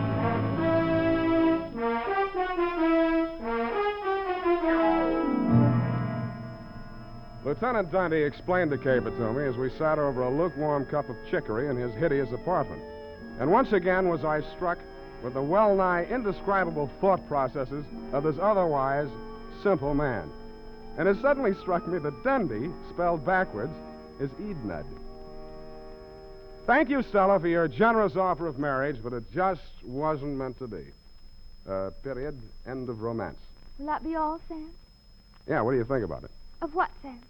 Well, my big adventure. Must have been awfully dull for you, Sam. Why do you say that? That girl.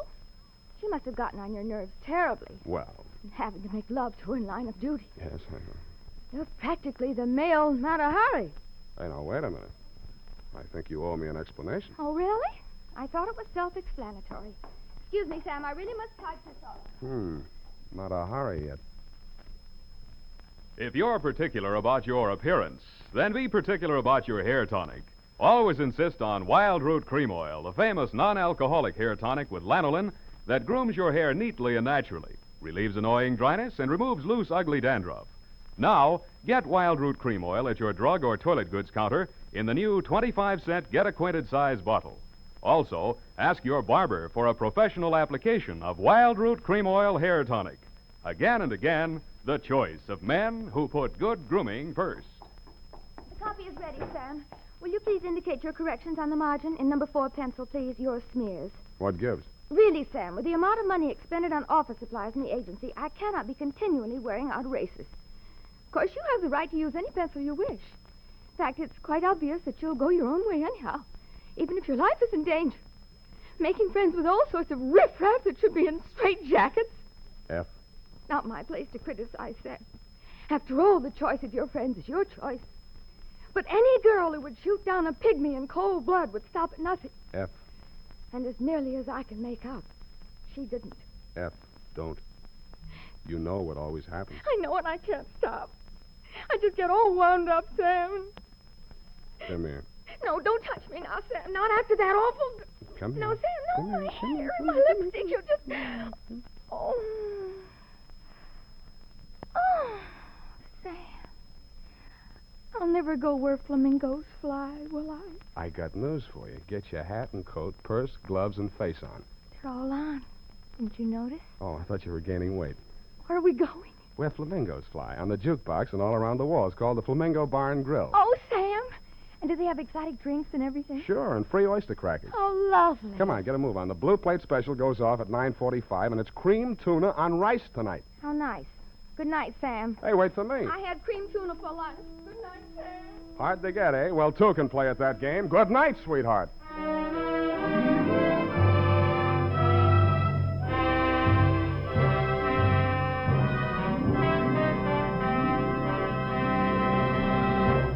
The Adventures of Sam Spade, Dashiell Hammett's famous private detective, are produced and directed by William Spear.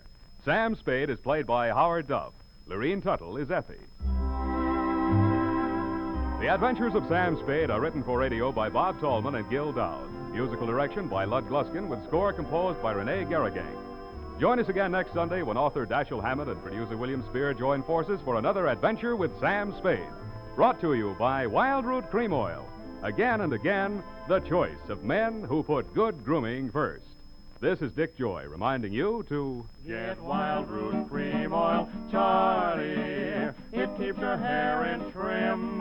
You see, it's non-alcoholic, Charlie. It's made with soothing lanolin. You better get Wild Root Cream Oil, Charlie. Start using it today. You'll find that you will have a tough time, Charlie, keeping all the gals away. Hiya, Baldy. Get Wild Root right away.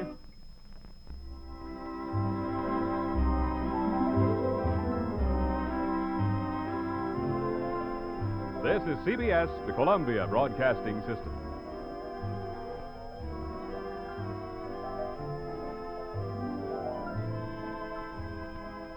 The Adventures of Sam Spade, Detective. Brought to you by Wild Root Cream Oil Hair Tonic, the non-alcoholic hair tonic that contains lanolin. Wild Root Cream Oil. Again and again, the choice of men who put good grooming first.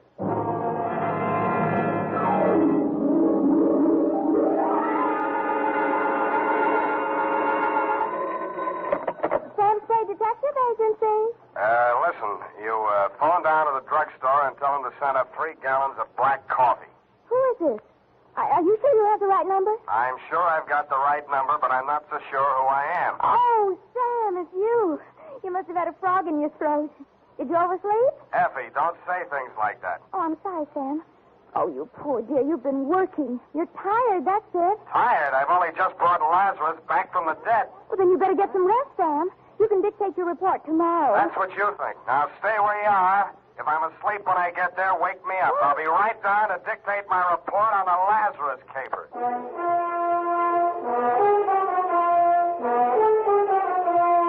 Dashiell Hammett, America's leading detective fiction writer and creator of Sam Spade, the hard-boiled private eye, and William Spear, radio's outstanding producer-director of mystery and crime drama, join their talents to make your hair stand on end with the adventures of Sam Spade. Presented by the makers of Wild Root Cream Oil for the hair. Next time you buy hair tonic, be sure you buy Wild Root Cream Oil. For you see, Wild Root Cream Oil gives you these advantages.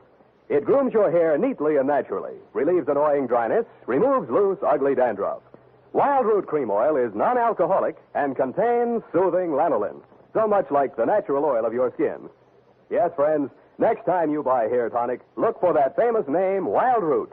Get Wild Root Cream Oil Hair Tonic. Again and again, the choice of men who put good grooming first. And now, with Howard Duff starring as Spade, Wild Root brings to the air the greatest private detective of them all in the adventures of Sam Spade.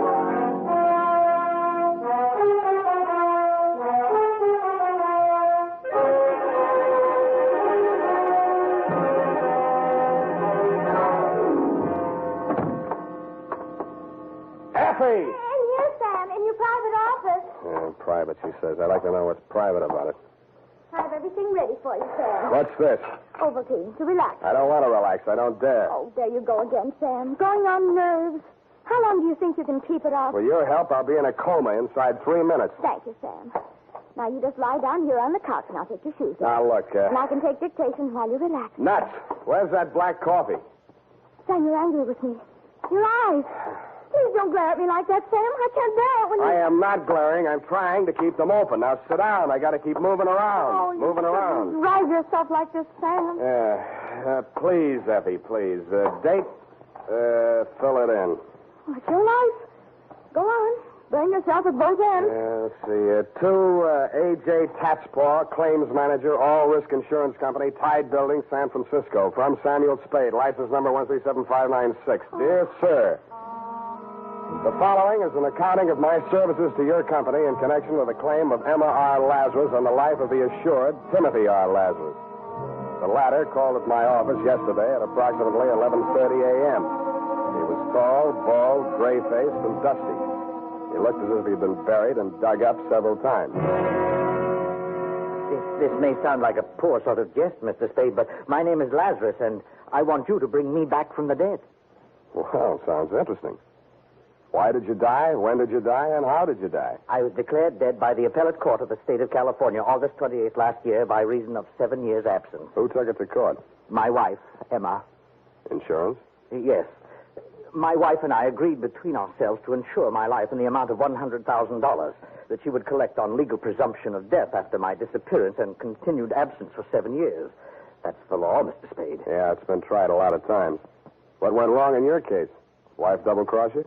If that's your attitude, I'm afraid I've come to the wrong man. Uh-huh. You're still in love with her. Well, that makes it tough. You know they'll nail her for perjury if you prove you're still alive? That's why I didn't go to the police. Even though we'd planned the deception together, she had reason to believe that I was actually dead. Suppose you cover the whole thing from the beginning, Mr. Lazarus. Yes. I married her back in 1940. And for a while we were happy. And Then she became restless. You mean you were not able to support her in the manner to which she was accustomed? She was young, lovely, you wanted her to have nice things, but on your meager salary, it was impossible. Oh, I know, it's an old story, but life is like that. Well, you said it. Yeah, well, there you are. I was assistant cashier at the Golden Gate Bank. Oh, no, not that. I started taking small sums at first, meaning to repay them later on. Let's not go through the whole script. How much did you embezzle? $20,000. Yeah, so you decided to take it on the lam before the auditors came in, and... I was going to give myself up, but Emma wouldn't let me. We made our plans that night, and I left for Mexico the following day. In Mexico City, I had plastic surgery done on my face, and then I settled down to wait for 7 long years until I would be declared legally dead. I suppose you might call it poetic justice, but just before the end of the 7th year, I contracted malaria. I was confined to a hospital for more than 11 months. You have had it. Oh, the doctors gave me up for dead and asked me to notify my next of kin. I gave them Emma's address. I never notified her to the contrary because it seemed to fit in so well with our plan. Too well, huh? Yes. I've been to see her, and she refuses to believe that I am her husband. Oh, of course, my appearance is very much altered, but there must be some way to prove my identity. You worked in a bank. They must have taken your fingerprints. I removed them from the files and destroyed them. How are your teeth? My teeth? Teeth. Who was your dentist here in town? Dr. Smith, the great professional building. He'll still have your dental x-rays on file. They're as good as fingerprints.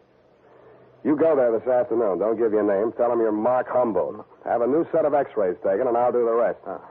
What's your wife doing these days? Why, Emma's married again. Who's the sucker? Pardon me? The man. Oh, he's a doctor. Dr. Ernst Wilhelm. Wilhelm? He's quite well known, I believe. Yeah, and the cops would like to know more. Now, about my fee. Mr. Spade, I have no money. Oh, that's great. You have no money, and all you want is to hire a man to bring you back from the dead. And the more I succeed, the less chance I'll have of collecting. If I might make a suggestion, Mr. Spade, I don't know the ethics, but perhaps the insurance company? You would be doing them a great service. I think you're going to live, Mr. Lazarus. They can't keep a good man down. I'll collect from them.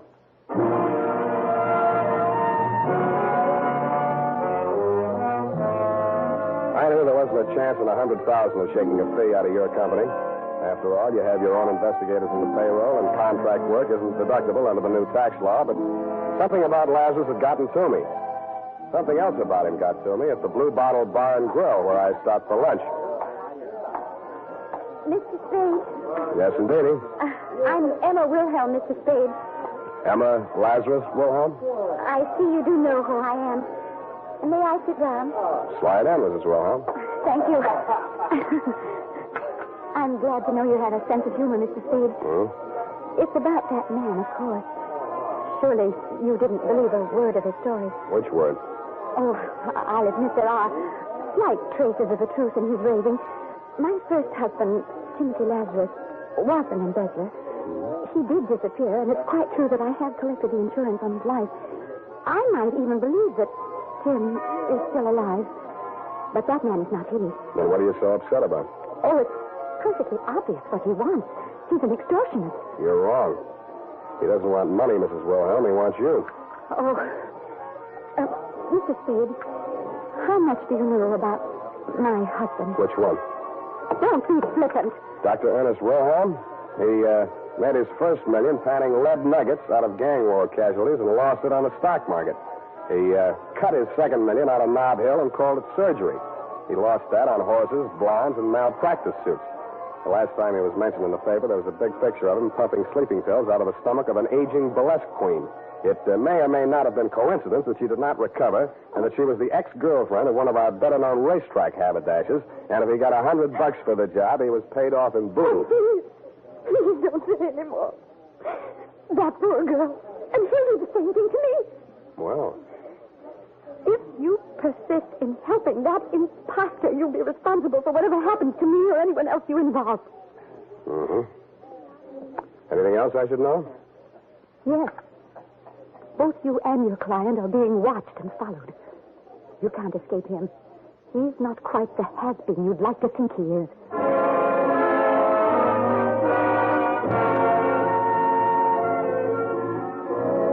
After After she had gone, I scraped the tears off my butter, finished my lunch, washed my hands with a nationally advertised soap, and mushed over to the Drake Professional Building.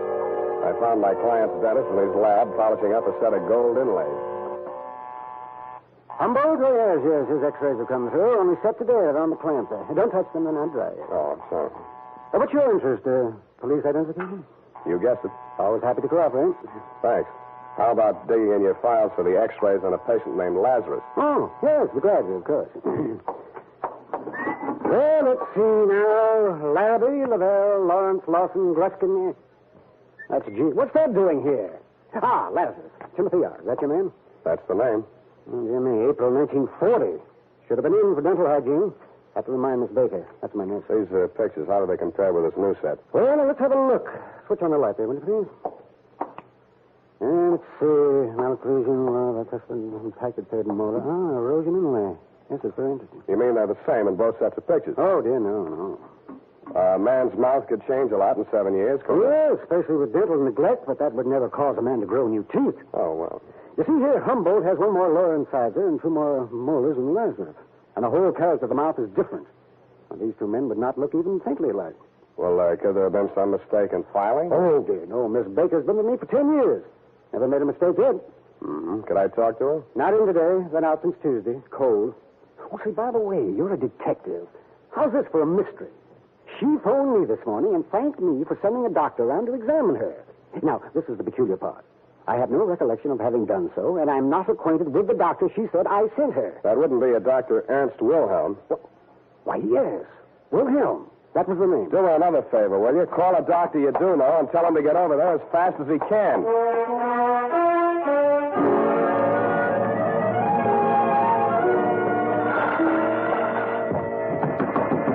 Come on, open up. Sure, all right, I'll come in as fast as I can. What you want, kiddo? Which is Miss Baker's room? She's sick. Ain't having no callers. I'm her doctor. Oh, you can't fool me. Where's your little black bag? If I had one, it would be around your neck. Now, march. Show me the way. You can't force me. I know my rights. Oh, you do you? Well, it might interest you to know that your vents are faulty, your wiring is illegal, your drains are unsanitary, and your apron is dirty. Them's rust stains. I need repaired. You're as neat as a mud pie. Now, get going before I have the Board of Health down on you. All right, but you can't make me climb them stairs. Come on. That sciatica I have. Here's the key. Okay. First door to the right. Whatever key, God, I hope you catch it. Thank you, Elsa Maxwell.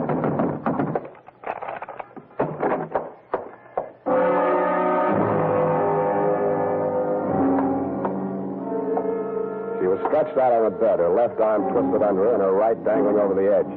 On the floor beneath it was an empty pill bottle. A few red capsules were scattered near it, and some more were spilled out among the bedclothes.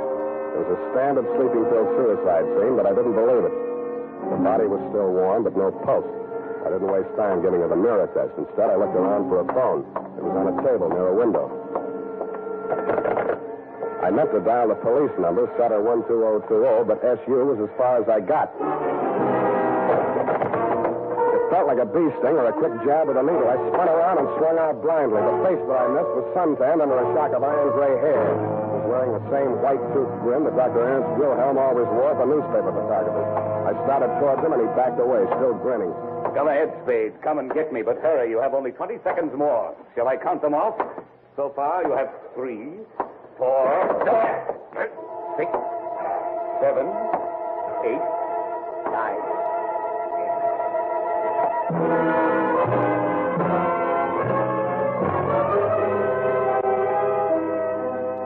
floor kept dropping a foot at a time as I walked toward him.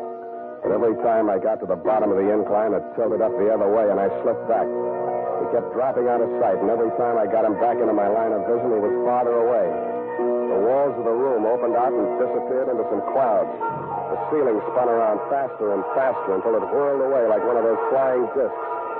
Then the floor turned into gelatin, and I sank in it.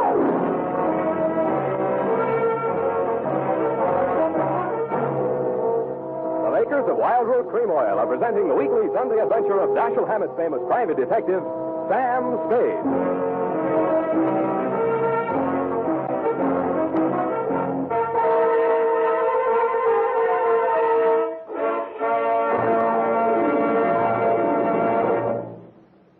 Now, here's important news on good grooming. If you want the well-groomed look that helps you get ahead, socially and on the job, listen. Recently, thousands of people from coast to coast who bought Wild Root Cream Oil for the first time were asked, how does Wild Root Cream Oil compare with the hair tonic you previously used? The results were amazing. Better than 4 out of 5 who replied said they preferred Wild Root Cream Oil. Remember, non-alcoholic Wild Root Cream Oil contains lanolin. It grooms the hair naturally, relieves dryness, and removes loose, ugly dandruff. So if you want your hair to be more attractive than ever before, get the generous new 25-cent size of Wild Root Cream Oil, America's leading hair tonic, on sale at all drug and toilet goods counters. It's also available in larger economy bottles and the handy new tube. Get Wild Root Cream Oil. Again and again, the choice of men who put good grooming first. By the way, smart girls use Wild Root Cream Oil, too. And mothers say it's grand for training children's hair.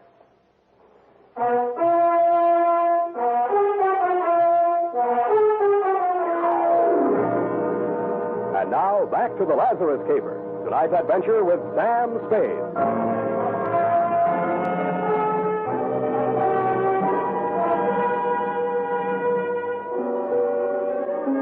The dream lasted about 300 years.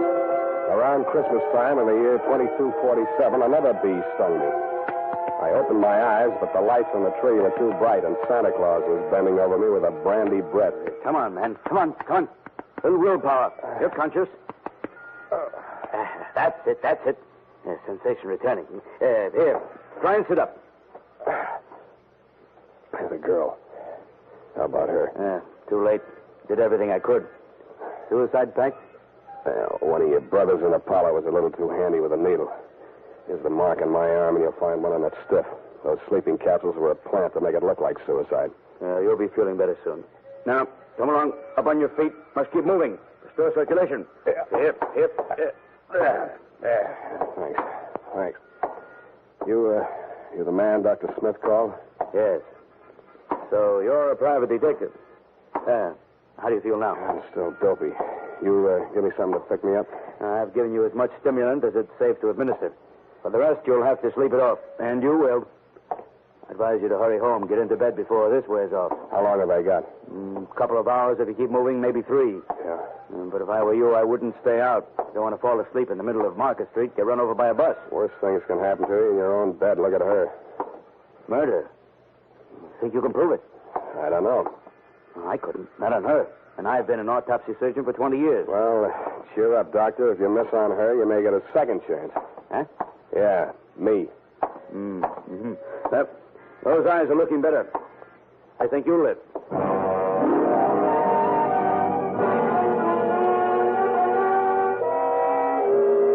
I wasn't so sure. Unless I could nail Wilhelm before my 3 hours is up, as a safe bet he'd nail me again with that needle. He had done me one favor. He'd convinced me that my client was really the man he claimed to be and that Wilhelm and Emma knew it. My best hope of smoking him out was to dig out some solid proof. I spent 10 minutes of my 3 hours getting to the Hall of Records and 10 more finding out there was nothing there on Lazarus but his death certificate. I had a gander at the wanted file at police headquarters. They'd checked him out in August of 47 when the court had pronounced him dead. I looked at my watch. With 2 hours and 17 minutes of wakefulness left, I just didn't have time. I stopped by Lazarus' hotel, got a set of his fingerprints and several samples of his signature, took them to a penman I know down on the Mission, and between us we forged the most amazing set of documents ever assembled on one man. All dated, notarized, certified, witnessed, registered. One even bore the great seal of the state of California and the signature of the governor. I squeezed them all into a large briefcase, propped my eyes open with toothpicks while I drank half a gallon of black coffee, then phoned Dr. Wilhelm's night number.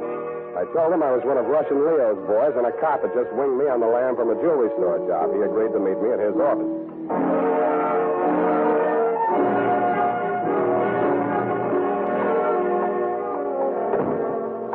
Hello, Wilhelm. Yes? Is that all you got to say to the guy you knocked off an hour ago? I'm afraid I don't quite follow. Who are you? Look, I know that you know, and you know that I know.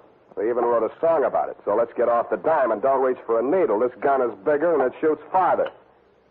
Well, I can see you mean business. What do you want? First, I want to show you a few things. Here, take a look.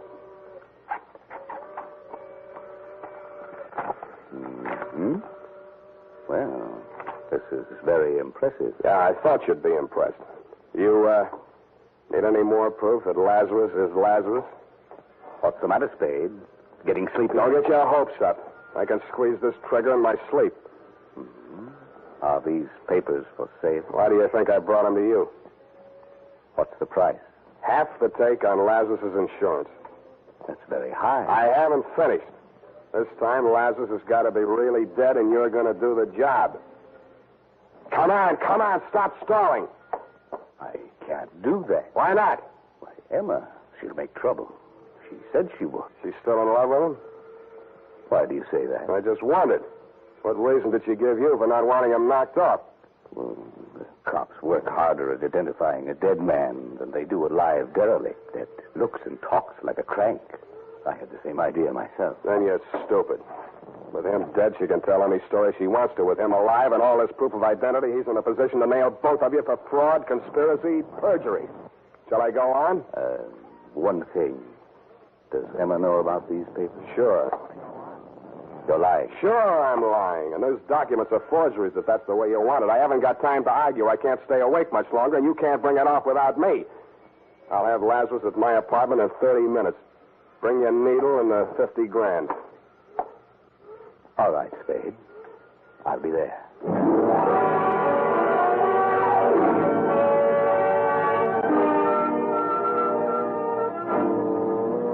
I made 2 phone calls on my way to pick up Lazarus, one to Emma and one to Lieutenant Erlinger of homicide.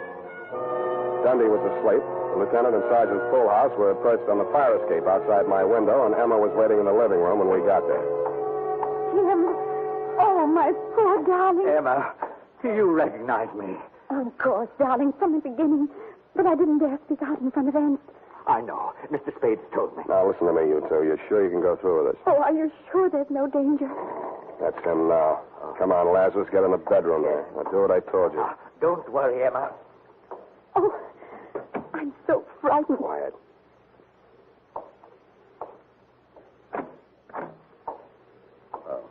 Hello, Spade. I got here just at... Emma, what are you doing here? Mr. Spade phoned me. I agreed. It's the only thing to do. I wanted you to know that. Well, I'm glad to see that you've come to your senses for a while there. You see, you were wrong, Spade. Did you bring the stuff? Here's your money.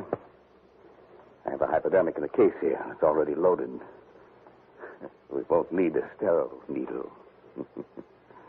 Where is he? In there on the bed. He was asleep a minute ago.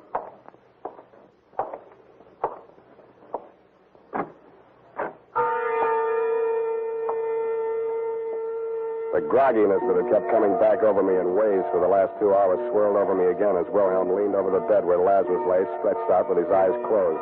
For a split second, I blanked out, and I was afraid it had already happened. But then I saw Wilhelm's hand coming down in an oblique angle toward Lazarus's forearm. Then my vision blurred again, and my arms felt too heavy to lift. It was Emma's scream that jolted me back. I clawed out blindly. You let go of it. You get it in your own arm. Let go. Why, you double-crossing... Now, here's a little sleeping medicine for you. Okay, boys. Come and get him. Good boy, Sam. Good boy. We won't forget this. Yeah, a likely story. Get that broken glass, Bullhouse. Put it in the Dixie cup. Now, handle it careful. You want to analyze that medicine. You okay? Who are these people, Sam? Accomplices? Yeah, but not for homicide. What about Aunt? They won't let him go free, will they? Don't worry. He's out of circulation for good. Mr. Spade. Yeah, Lazarus. I don't know how to thank you. Yes. You don't know what this means to us. Yes, I do. It probably means another long separation. The state prisons aren't co-ed. But if you insist on being alive, you have to take life as it comes.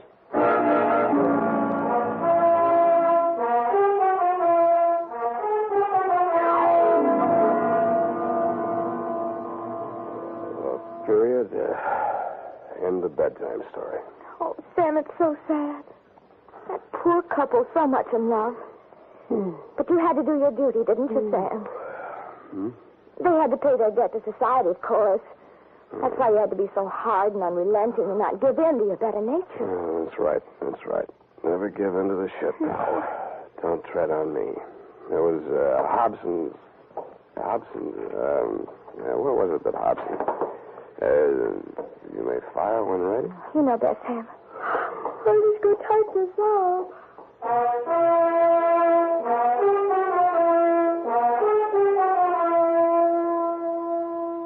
And now, listen to this.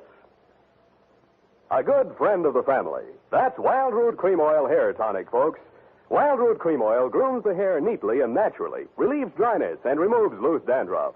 Now, get Wild Root Cream Oil at your drug or toilet goods counter in a new 25-cent Get Acquainted bottle. Also, ask your barber for a professional application of Wild Root Cream Oil Hair Tonic.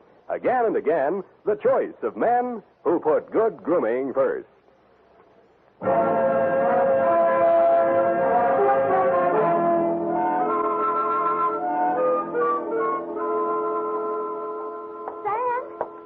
Sam, wake up. Well, go away. Your apron's dirty. Sam, I'm not wearing an apron. Then why don't you let me sleep? Sam, you've got to wake up. Your coffee's here. And tell them I'm in conference. No, Sam, no. The black coffee. You said to order 3 gallons. What? I couldn't carry it all. I'll make another trip. 24 cardboard containers. You'll have to drink it up fast now. They're leaking already. Abandon ship, all ye who enter here. Oh, Sam, what am I going to do with it? Open the restaurant. Good night. Oh, good night, Sam. Number 3 turrets, open fire.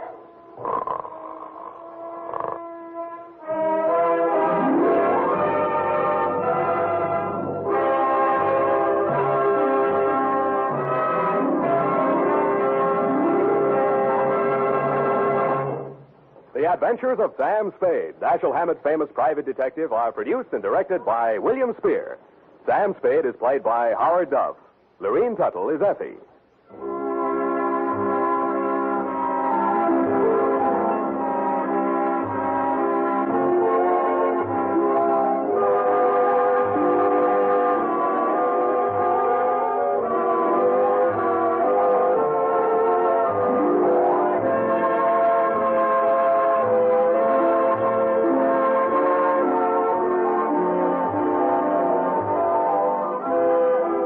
The Adventures of Sam Spade are written for radio by Bob Tallman and Gil Dowd.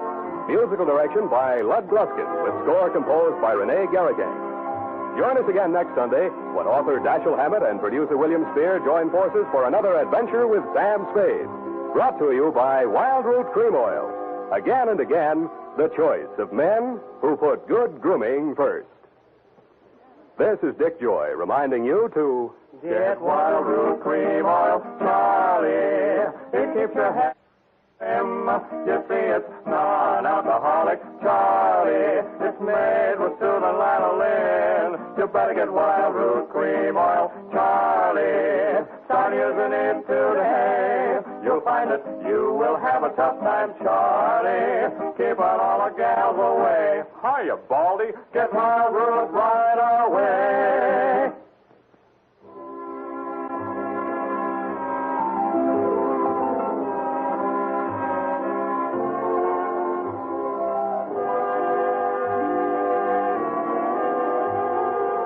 This is CBS, the Columbia Broadcasting System.